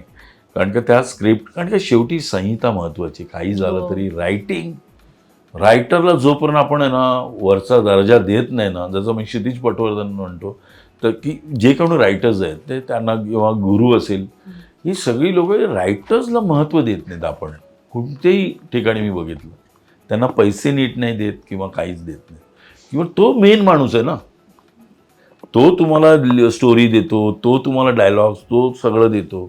आणि बघा, काही नट आहेत ना, ते काम करतात चांगलं, बरोबर आहे. पण काही नट आहे ते म्हणजे कमी दर्जाचं सगळं असलं तरी ते चांगले दिसतात, पण ते नट आहेत. बाकी जे आहेत ना ते असेच असतं. मग त्यांच्याकडून आपण बघतो, अरे काय चांगलं नाही केलं तुम्ही, ते होत नाही. कारण की त्यांना ते तेवढं त्यांचं हे नसतं थोडक्यात, कळलं. त्यामुळे मला असं वाटतं की संहिता खूप महत्त्वाची आहे. संहितेला महत्त्व दिलं तरच तुम्ही काहीतरी करू शकता, नाही तर नाही. नाहीतर आपण बघतो इतके फोर्सफुली कॉमेडी बघतो, फिल्म्स वगैरे. आत्ता आलेल्या 2-3 फिल्म्स होत्या, काय कॉमेडी होती ती. अरे एवढे सगळे स्टॉलवर्ड्स होते, नावं नाही घेत, सगळे स्टॉलवर्ड्स. काय झालं त्याचं, बोरिया आलं फाटकन. असं नाही होत. शेवटी लॉजिक देणं गरजेचं आहे तुम्हाला. प्रत्येक गोष्टीला लॉजिक पाहिजे बॉस. जे महेश वगैरे सगळे करतात, लॉजिक नसेल तर शक्यच नाही.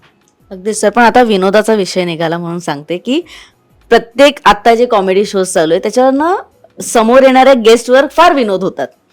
ते कलाकार, आपले मराठी कलाकार, ते विनोद ऍक्सेप्ट करण्याच्या मनस्थितीत सुद्धा असतात की आपण आता गेलोय. आता फॉर एक्झाम्पल मी तुमचंच घेते की मी गेलो तर माझ्यावर विनोद होणारच आहे.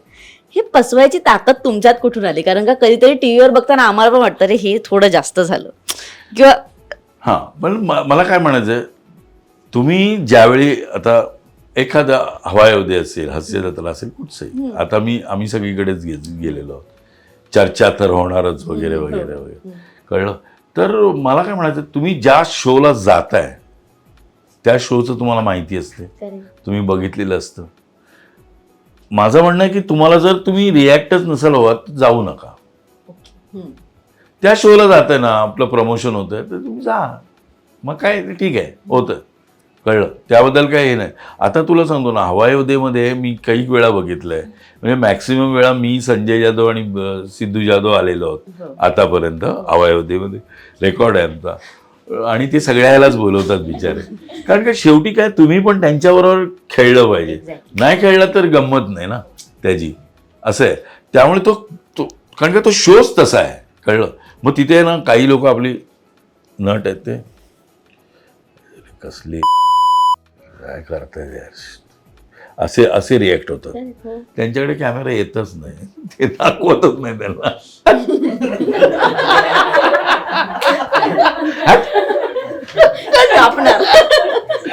ठेवतच नाही, कळलं ना. शाळा ते बोललं, अरे यार काय दाखवलं नाही माझं. पण तू काय कसं दाखवणार, तू काय करताय, असं केलं कसं दाखवणार तुम्हाला. त्यामुळे तो शो, तुम्ही कुठच्या शोला जाता त्या शोची मजा घ्यायला पाहिजे असं माझं मत आहे. मग ती ठीक आहे, थोडीफार कधी कधी जाते त्यांच्या हातातून, पण काही काही वेळी ते कट पण करतात. त्यावेळी आम्ही करताना बरंच काही करत असतो, पण काय कट पण करतात ती लोक. त्यालाच जोडून एक प्रश्न असेल माझा की दिग्दर्शन मी करणारच हे जे तुम्ही विधान दिलं, स्वामिनी पण घरात आहे, तिला पण ऍक्ट्रेस व्हायचंय, पण जेव्हा एक स्टार किड म्हणून आपण बघतो किंवा एक वाडकरांची मुलगी अशी जी ओळख होते, तेव्हा खूप प्रेशर तिच्यावर पण असेल की छान काम केलंच पाहिजे किंवा उत्तम काम माझ्या वाटेला आलं पाहिजे. जसं आता अभिनय सोबत होतंय की लक्ष्मीकांत बेर्डे आणि प्रिया बेर्डे यांचा मुलगा, त्याच्यावर खूप प्रेशर घेऊन तो इंडस्ट्रीमध्ये आला.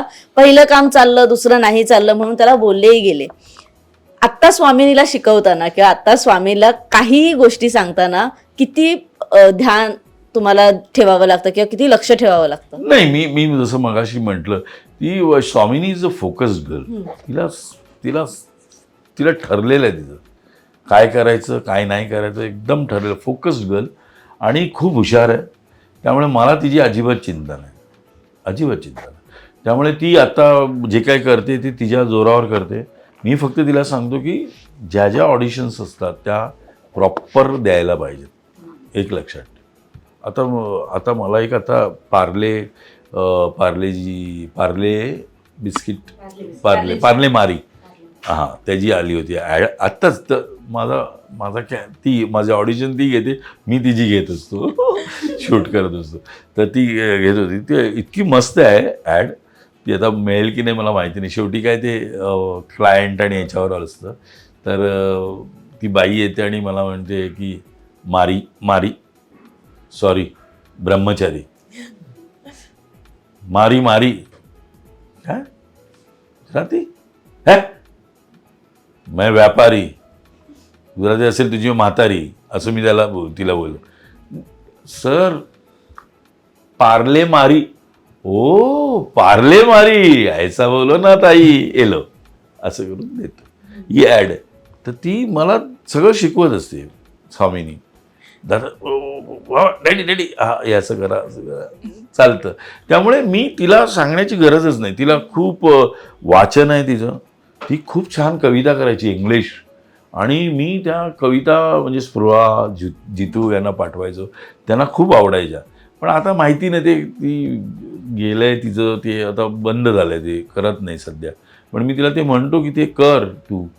ती चांगला आवाज पण होता तिचा, ते पण फोकस नाही केला तिने. शेवटी काय तिचं आता तुम्हाला माहिती आहे, तुम्हा मुलींना वगैरे काही सांगणं म्हणजे आता पाप आहे.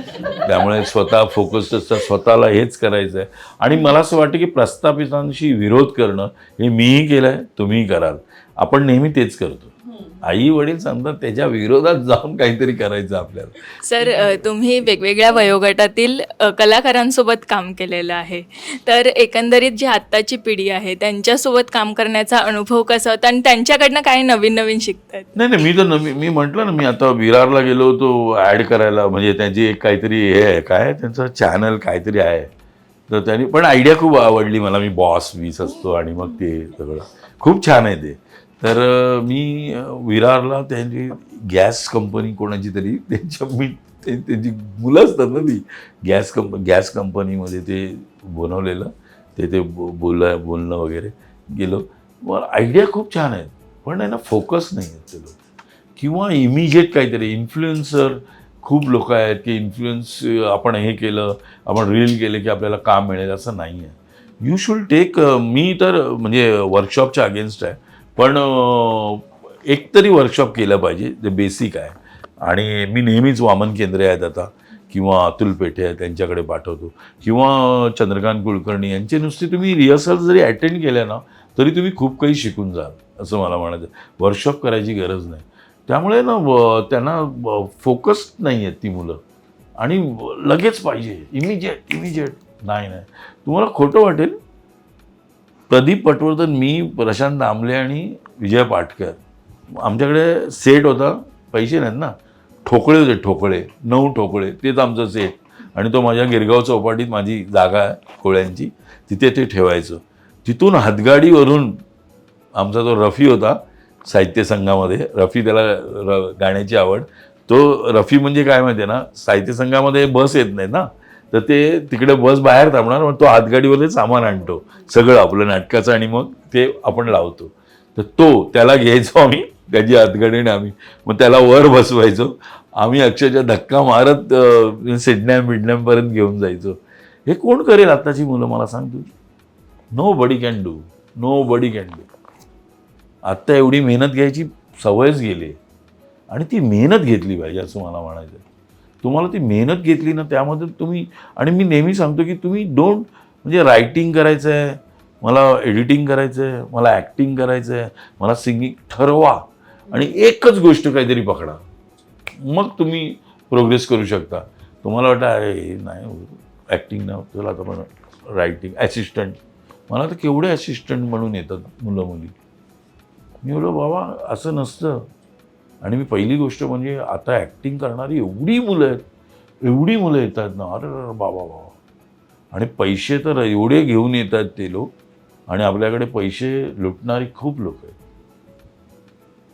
आज नावं नाही घेत मी, 40-40, 50-50 हजार रुपये घेतात एक 4 महिन्याचे 5 महिन्याचे, आणि तुम्ही साला तुमच्या प्रोडक्टमध्ये त्या मुलाला घेता का? तुमच्याकडे 40-50 मुलं असतील, 2 मुलं तर चांगली असतील, 2 मुलं, त्या 2 मुलांना पण तुम्ही घेत नाहीत. म्हणजे काय? म्हणजे तुम्ही पैसे कमवताय ना फक्त.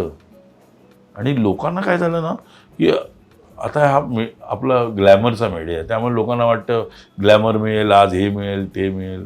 आज आता बिग बॉसमध्ये पण केवढे तरी ते इन्फ्लुएन्सर आहे, गोली गोली गोली देख गोली गोलीगत, अरे त्यावर फिल्म केली मी सूरज सोबत. म्हणजे काय, मी या घरी गेलोय जेवलोय वगैरे, एकदम नॉर्मल आहे पोरगं ते, त्याला काही येत नाही.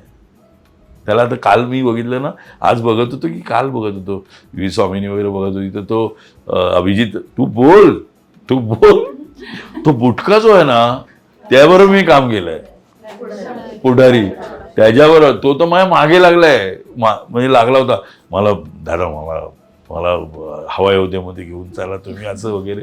त्याला मी बघितलं, अरे कुठला हा कमाल आहे. तो मात्र हुशार आहे पोरगं, ते पुढारी आहे ना, मा चालू आहे, मा हुशार आहे. या सगळ्यांना मी बघितलं आहे, म्हटलं काय आहे.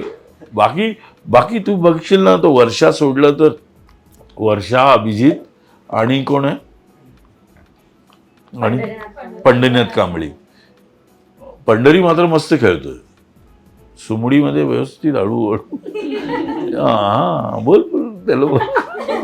आता पंढरी आपल्याला माहिती आहे पॅडी, त्यामुळे पण गंमत आहे. पण आय डोंट नो ह्याच्यामुळे काय इन्फ्लुएन्सरमुळे काही होत नाही असं माझं मत आहे प्रामाणिकपणे. आज मला इतकी लोक सांगत असतात की आमच्या मुलीला आणि मुलगी सगळ्या म्हणजे काही ॲडजस्टमेंट करायला तयार आहे, आम्ही काम करायचं आहे वगैरे, असं चांगल्या घरातली पालक लोक येऊन सांगत असतात. पण it is not easy boss. शेवटी काय, आज माझ्या ओळखीने मी तुला काम दिलं, बरोबर आहे, तू गेली काम केलं, तर काम माती गेलं की आजूबाजूचा ॲसिस्टंट, कॅमेरामन सगळे बघत असतात असं. ते परत काम नाही, तुझं नावच नाही सजेस्ट करणार, पण तू काम कर. कॅमेरामन तो लगेच कुठेतरी असतो, कुठेतरी चर्चा चालू असते, मग तिथे अरे त्या मुलाला घे, वाडकरांना घे, वाडकर म्हणून आहे बघ मस्त आहे, त्याला घ्या. हे तुमची पावती आणि हेच तुम्हाला काम देणार. आज सुदैवानं मी असेल, पाटकर, आम्हाला कुठेही जावं नाही लागत. आज आम्हाला समोरून सगळं येत असतं. Of course experiences count, no doubt. पण मला असं वाटतं की तुमचं कामच तुम्हाला काम देतं इंडस्ट्रीत, किंवा तुम्ही कुठेही आज तुमच्या ह्याच्यामध्ये पण तुम्ही काम करता, तुम्ही काय काम करता, काय प्रश्न विचारता, काय करता, त्याच्यावरच तुम्हाला काम मिळतं लक्षात. त्यामुळे तुम्ही तुमच्या कामाशी आणि तुमच्या कामाशी 100% प्रामाणिक राहिलं पाहिजे. 100%. मी गोलीगत बरोबर काम केलं, पण 100% केलं त्याबरोबर, कळलं. किंवा त्या पुढारीबरोबर मी काम केलं होतं. आता ते जरांगेचा पिक्चर आलाय बघ, तर तेच लोक आहेत त्या पिक्चरमध्ये. ते पिक्चर येऊन गेलं तर त्यामध्ये सुद्धा. पण मी आणि मी त्या आमिर खानकडून शिकलो. म्हणजे मी सरफरोश करत होतो तेव्हा माझा पहिला शॉट होता, मी मेलेलो आहे, मी अख्खं उलटं शूट झालं. तर ते मी असं झोपलेलो होतो आणि बघत होतो, तर तो बोलतो ना आमध्ये येऊन, काय कोणता खडा सिग्नल पे कोणता खडा. तर तो बिचारा ज्युनियरवाला होता, ज्युनियर इतकं फंबल मारला त्यांनी, तर त्यांनी कट केलं, कट. मी बघतोय झोपून. मग तो त्याजवळ गेला, नाही डरो मत, मैं पूछूंगा ना तुमको कौन खड़ा था सिग्नल पे, तुम बोलो पान खाने गया था. हां बोलो, वापस बोलो. तो एवढ्या जवळ आमिर बोलतोय. हां अरे यार डरो मत, बिंदास बोलो. एवढी रिहर्सल घेत होता त्याची. आणि हे सगळं बघितलं मी. आणि प्लस त्याचे जे डायलॉग्स होते ना तिथे तो फंबल पण होत होता. तर तो बाजूला येऊन हे मी आत्ता इथे येताना पण केलंय. हे का करायचं असतं की तुमची जीभ आहे ना स्विफ्ट फिरते, तो फंबल नाही होत मग, किंवा मसल्स सगळे हे करायचं असतं. हे कोण नाही करत बॉस. पण हे मी बघितलं आणि मग म्हटलं अरे ह्याला आता प्रश्न विचारायला पाहिजे म्हणून मी उठलो आणि आशुतोष होता गोवारीकर, तो नेहमी असायचा त्याबरोबर त्यावेळी. तर मी आशूला म्हटलं आशू मला विचारायचं आहे. वाड्या काय विचारायचं तुला. आम्ही एक रात्र मंतरलेली वगैरे सगळं तुला माहिती का स्वदेश ही फिल्म मी आशुतोष गोवारीकरला घेऊन शिरीष गोपाळ देशपांडे आणि त्यांच्या मित्राकडे प्रोड्यूस करायला घेऊन गेलो होतो मराठीत. खोटं वाटेल कोणाला. पार्ल्याला त्यांच्या घरी घेऊन गेलो होतो मी आशूला. माहिती आहे तीच फिल्म स्वदेश, ज्याच्यामध्ये त्यांनी असं काम तुम्ही शाहरुखचं कधीच बघितलं नसेल. इतका बदललेला शाहरुख आहे त्यामध्ये. आशुतोषनी ती डिरेक्ट केली होती फिल्म. तर ते सॉरी मी कुठे होतो, सॉरी मी मध्येच आउट झालो. नाही काय विषय होता माझा. हां सरफरोश. हां तर मी त्याला विचारलं यार पूछू क्या. हाँ विचार ना. हाँ अमीर ये जयवंत वाडकर है. हाँ जॉन ने बोला थिएटर में काम करता है, फिल्म किया है, तेजा पिज़ा. हाँ बोला इनको कुछ पूछना है. हाँ तो मी त्याला बोला ये तो डबिंग में भी हो सकता ना, फंबल झाला है ना, तर डबिंगमध्ये पण होऊ शकतो, तुमने कट क्यों किया. मी त्याला विचार नहीं क्या है डबिंग में अपन करेंगे, बात सही है, लेकिन ये अभी शॉर्ट है, इस शॉर्ट में मैं भी हूँ, और अगर उसका फंबल है वो फंबल तो दिखेगा ना चेहरे पे, ते कुठे जाणार आहे. ते नाही जाणार ना. माझं जे फंबलिंग आहे ते चेहऱ्याचे एक्सप्रेशन तेच आहेत. तर तो बोला मैं जिस फ्रेम में होगा तो वो फ्रेम अच्छा ही होना चाहिए. हे उगाच नाही मोठी होती लोक. किंवा अक्षय कुमार बेबी, अरे तो कपडे सुद्धा तिथेच बदलतो सेटवर. जोपर्यंत त्याला सांगत नाही ना डिरेक्टर किंवा कॅमेरामन की मला अभी 3-4 घंटा लगने वाला है लाइटिंग हो, तोच जाईल तो. नाही तर त्याची ती इटालियन पोरगी असते किडकिडीत असं, तो बोलत असतो तो. हां ती आपली चालू तिचं सगळं एक्झरसाईज सगळं चालू असतं तिच्या, आणि तो बोलत असतो असा. कळलं. तर मी सगळ्यांना माहिती आहे मी कडक पाव घेऊन जातो, तर ते मी घेऊन गेलो होतो. आणि मला ती फिल्म नीरज पांडे माझा अतिशय जवळचा मित्र आहे. म्हणजे मी ॲडपासून काम करतो रिझवी आणि ते लोक तेव्हापासून. तर मी म्हणून त्या सगळ्या ह्याच्यात होतो. तर आधी हे सांगतो नीरज पांडेनी हे काम मला कसं मिळालं बेबीचं. नीरज पांडेने मला फोन केला, वाड़ा किधर है तू. आपको शूटिंग कर रहा हूँ. वो मेरे को मालूम है, मेरे को 1 घंटे में बता, मेरे को स्ट्रेट 8 डेज चाहिए तेरा. आई शपथ. मी म्हटलं नीरजनी 8 दिवस मागितले. मी म्हटलं आई शपथ काय करू. मग मी पहिला अतुल काळेचं मी ते बाळकडू होतं ना ते पिक्चर होतं त्याला फोन केला, तर त्याने ॲडजस्ट केलं. आणि आता एक फिल्म होती सुबोध भावे आणि ती ह्याची सपना वाघमारे डिरेक्टर, पण ते पुढेच गेलं शूटिंग. वाचलो आणि मी लगेच त्याला फोन केला 1-2 तासांनी केला. आणि मी म्हटलं अरे नीरज मैं करता हूँ, रेडी तू आ जाना. डायरेक्ट काय होते काय आ जाना तू, मैं तेरे को भेजता हूँ. मग त्यांनी पाठवलं मला. त्याचा म्हणजे असिस्टंट वगैरे सगळ्यांनी फोन केले. आणि मग मी सेंट अँड्रूजला गेलो आणि मी तेव्हा मस्त फिट होतो. आणि त्यांनी मला बघ अरे ऐसा ही चाहिए मेरे को, कॉप के लिए बुलाया तेरे को. मस्त है. म्हणलं अभी तो बता कोण ना बोला की, कारण का नीरज पांडे वगैरे मध्ये ना 6-7, 8-8 महिने आधी कास्टिंग होतं. असं होतच नाही. छोट्यातलं छोटं कॅरेक्टर असो ते आधीच होतं त्याच्याकडे. कळलं. पण ते त्याचं वर्कशॉप आणि ते सगळ्या गोष्टी होतात. तर तेव्हा तो बोलला वो तुम्हारा ॲक्टर आहे ना यार स्टेज का, वैभव मांगलेला विचारलेलं. मी लगेच वैभवला फोन केला, वैभव का नाही बोललास तू? अरे यार काय त्यांचे 2-2-3 वेळा म्हणजे डेट चेंज झाल्या होत्या आणि मला यार म्हणजे थोडक्यात सुपारी होती. किती असेल 50,000. पण आज तो त्या रोलसाठी मोकला. त्याने आणखीन बेटर केलं असतं नो डाऊट, पण तो बेबीचा रोल तो मला असा मिळाला. मला त्याचं खूप वाईट वाटलं. म्हणजे हे मीच करू शकतो हा, पण असं त्या माणसाला फोन वगैरे, बाकी कोण ॲक्टर मला मिळाला ना खड्ड्यात गेलं, पण मी त्याला फोन केला. कळलं ना, ते आपल्याकडे कळत नाही. म्हणजे जसं मी परवा कुठेतरी कोणाकडे तुमच्या नाही चॅनलवर, कुठच्या चॅनलमध्ये उप्याला बोलताना बघितलं ब्रॉडकास्टमध्ये. तो असं रोल आहे, याचा रोल आहे. तर तो काय बोलला, कोण माझी चड्डी बदलणार आहे इथेच इथेच अड्ड्यावर ना, हा अड्ड्यावर, येस. तर तो बोलला की चड्डी चड्डी बदलली मग कारण का कोणाकडे काम करतोयस तू? नीरज पांडे. बरं, तो असं नाही की एवढ्या सगळ्या फिल्मच्या नंतरची फिल्म आहे. अरे त्याला नाही बोललं म्हणजे खूप मूर्खपणा आहे. तर असं होतं. त्यामुळे तुम्हाला कळलं पाहिजे काय करायला पाहिजे आणि काय नाही करायला पाहिजे. अगदीच. पण इतक्या छान गप्पा रंगतायत तुम्ही, इतके किस्से सांगितले आम्हाला. मी मगाशी जसं म्हटलं की ज्यांची नावं नाही ऐकलेत अजून, त्या कलाकारांबद्दल इतकं सुंदर सुंदर सांगितलं. हे सगळं कुठेतरी जमा करून ठेवावं, असं एखादी ऑटोबायोग्राफी किंवा बायोग्राफी किंवा पुस्तक स्वरूपात जयवंत वाडकर प्रेक्षकांसमोर यावेत असं वाटतंय. हो, वाटते ना. आता मी गेली 2 वर्ष प्रयत्नात आहे. मंदार जोशी लिहिणार आहे ते. आता ज्याच्या वेळी आता आपण सगळीकडेच भेटतो आपल्या लाईफलाईन 2 आमचं सगळ्या पिक्चर्सना, किंवा तेव्हा तो असं बघतो माझ्याकडे, कधी भेटूया.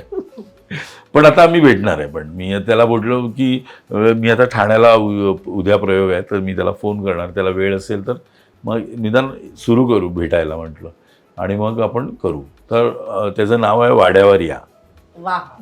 पण प्रत्येकाच्या आयुष्यात काही असा फेज येतो की जो इतरांना कळू नये असं वाटतं की हा फक्त आपल्या घरापुरती राहू दे.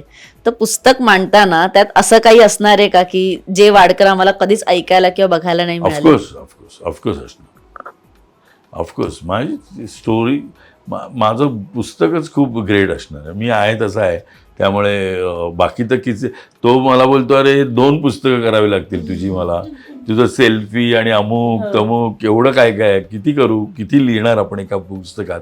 म्हटलं ते तू ठरव, मी तुला फक्त नॅरेट करत सांगत जाईन, तू जस्ट ठरवूया मग आपण काय. पण एकाच इंटरव्ह्यू मध्ये किती बोलणार, असं मला वाटतं की अजून इंटरव्ह्यू झाले पाहिजेत. इतके किस्से आणि इतके आम्हाला तुम्ही ऐकायला काय म्हणतात बरं वाटतंय की खूप मनमोकळेपणाने फार कमी मुलाखती होतात ज्यामध्ये स्वतःचं सोडून माणूस ना इतरांबद्दल इतकं बोलतो. नाहीतर आम्ही नेहमी पाहिलंय की माणूस स्वतःबद्दलच इतकं बोलण्यात गुंग असतो ना, त्याला इतरांबद्दल काही फरक नाही पडत. पण हा इंटरव्ह्यू असा झाला की ते जयवंत वाडकर आम्हाला कळले, पण ते इतरांमुळे जास्त कळले. एक सेगमेंट आहे ज्याचं नाव आहे बोलून तर बघ. आज तुम्हाला मज्जाचा अड्डा एक संधी देतोय स्वतःला काहीतरी सांगण्याची किंवा स्वतःला एक सल्ला देण्याची, तर जयवंत वाडकर काय देतील? सल्ला काय देऊ वाड्या तुला? मला असं वाटतं की तू लवकरात लवकर फिल्म डिरेक्ट कर आणि त्याची वाट बघूच आम्ही. आणि पुन्हा एकदा माझी आई मला भेटून दे पुन्हा एकदा, असं वाटतं मला. आणि आईला मी खूप मिस करतो आणि मी आजही तिचा फोन माझ्या उशाशी असतो. आजही तिच्याशी बोलतो आणि मग झोपतो. त्यामुळे आईला मिस करतोय मी.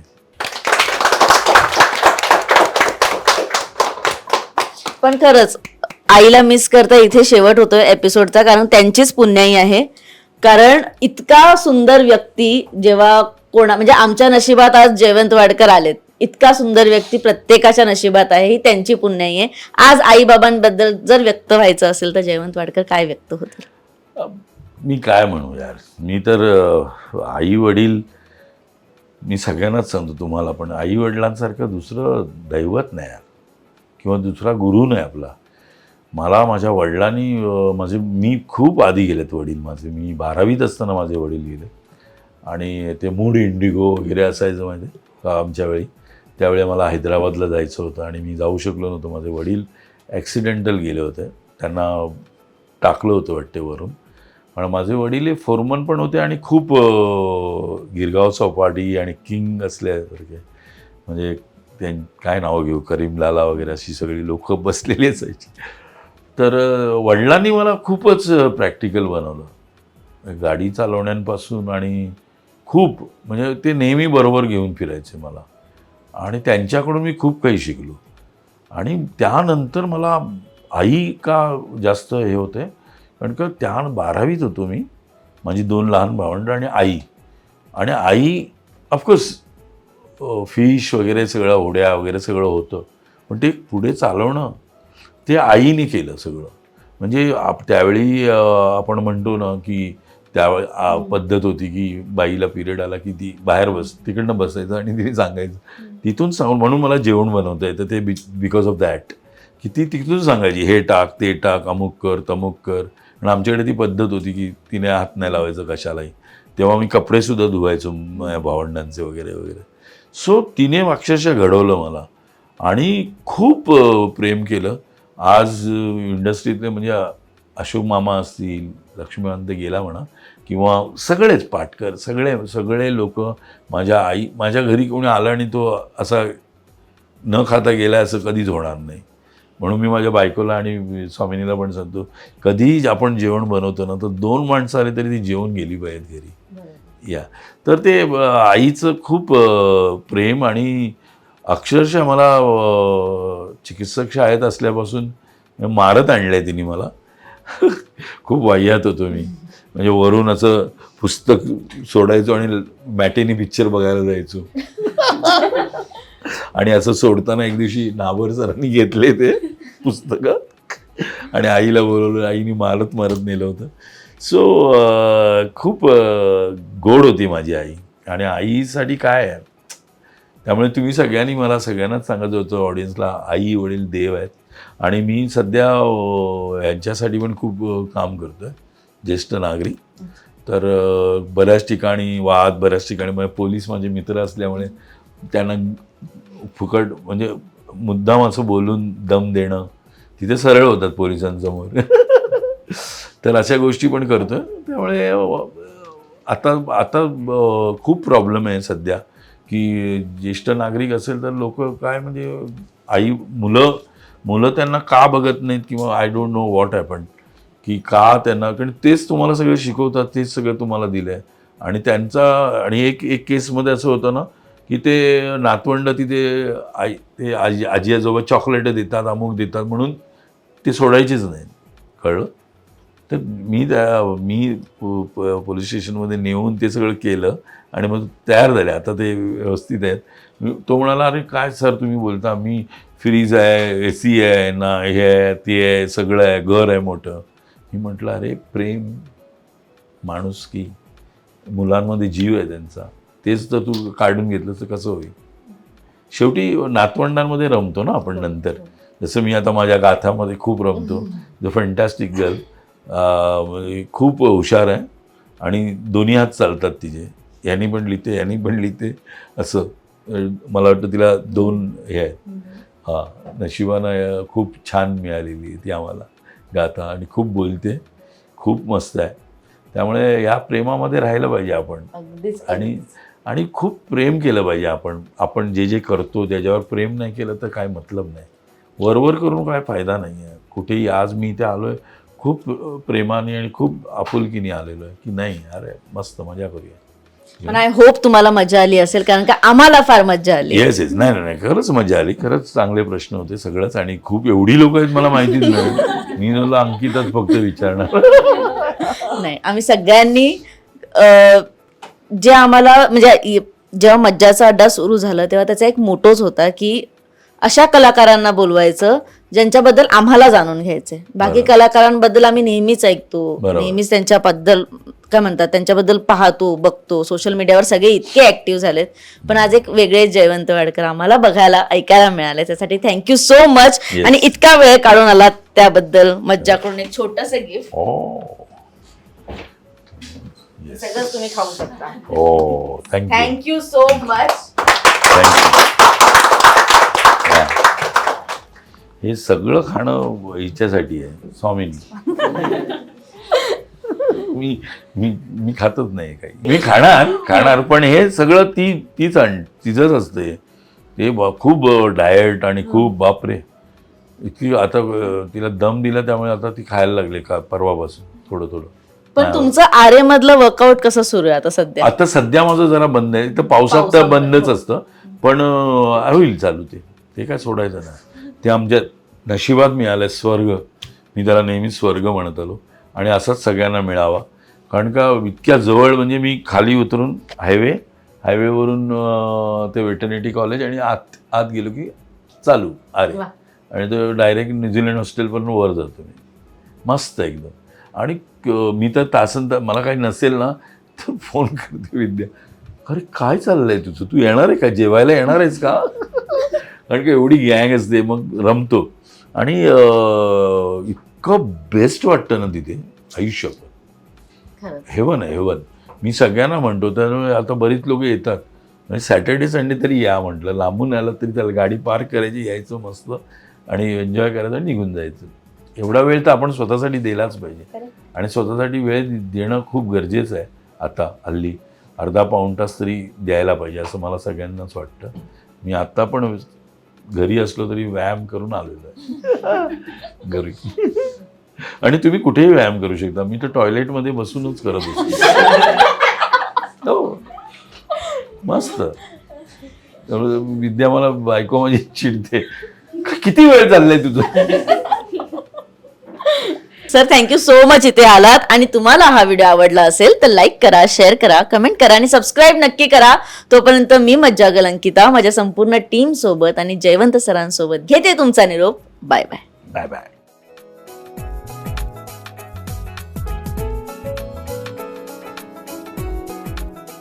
मराठी चित्रपटसृष्टीमधील latest update, original web series, shows, गाणी आणि एंटरटेनमेंटसाठी आमच्या चॅनलला सबस्क्राईब करा आणि बेल आयकन दाबायला विसरू नका.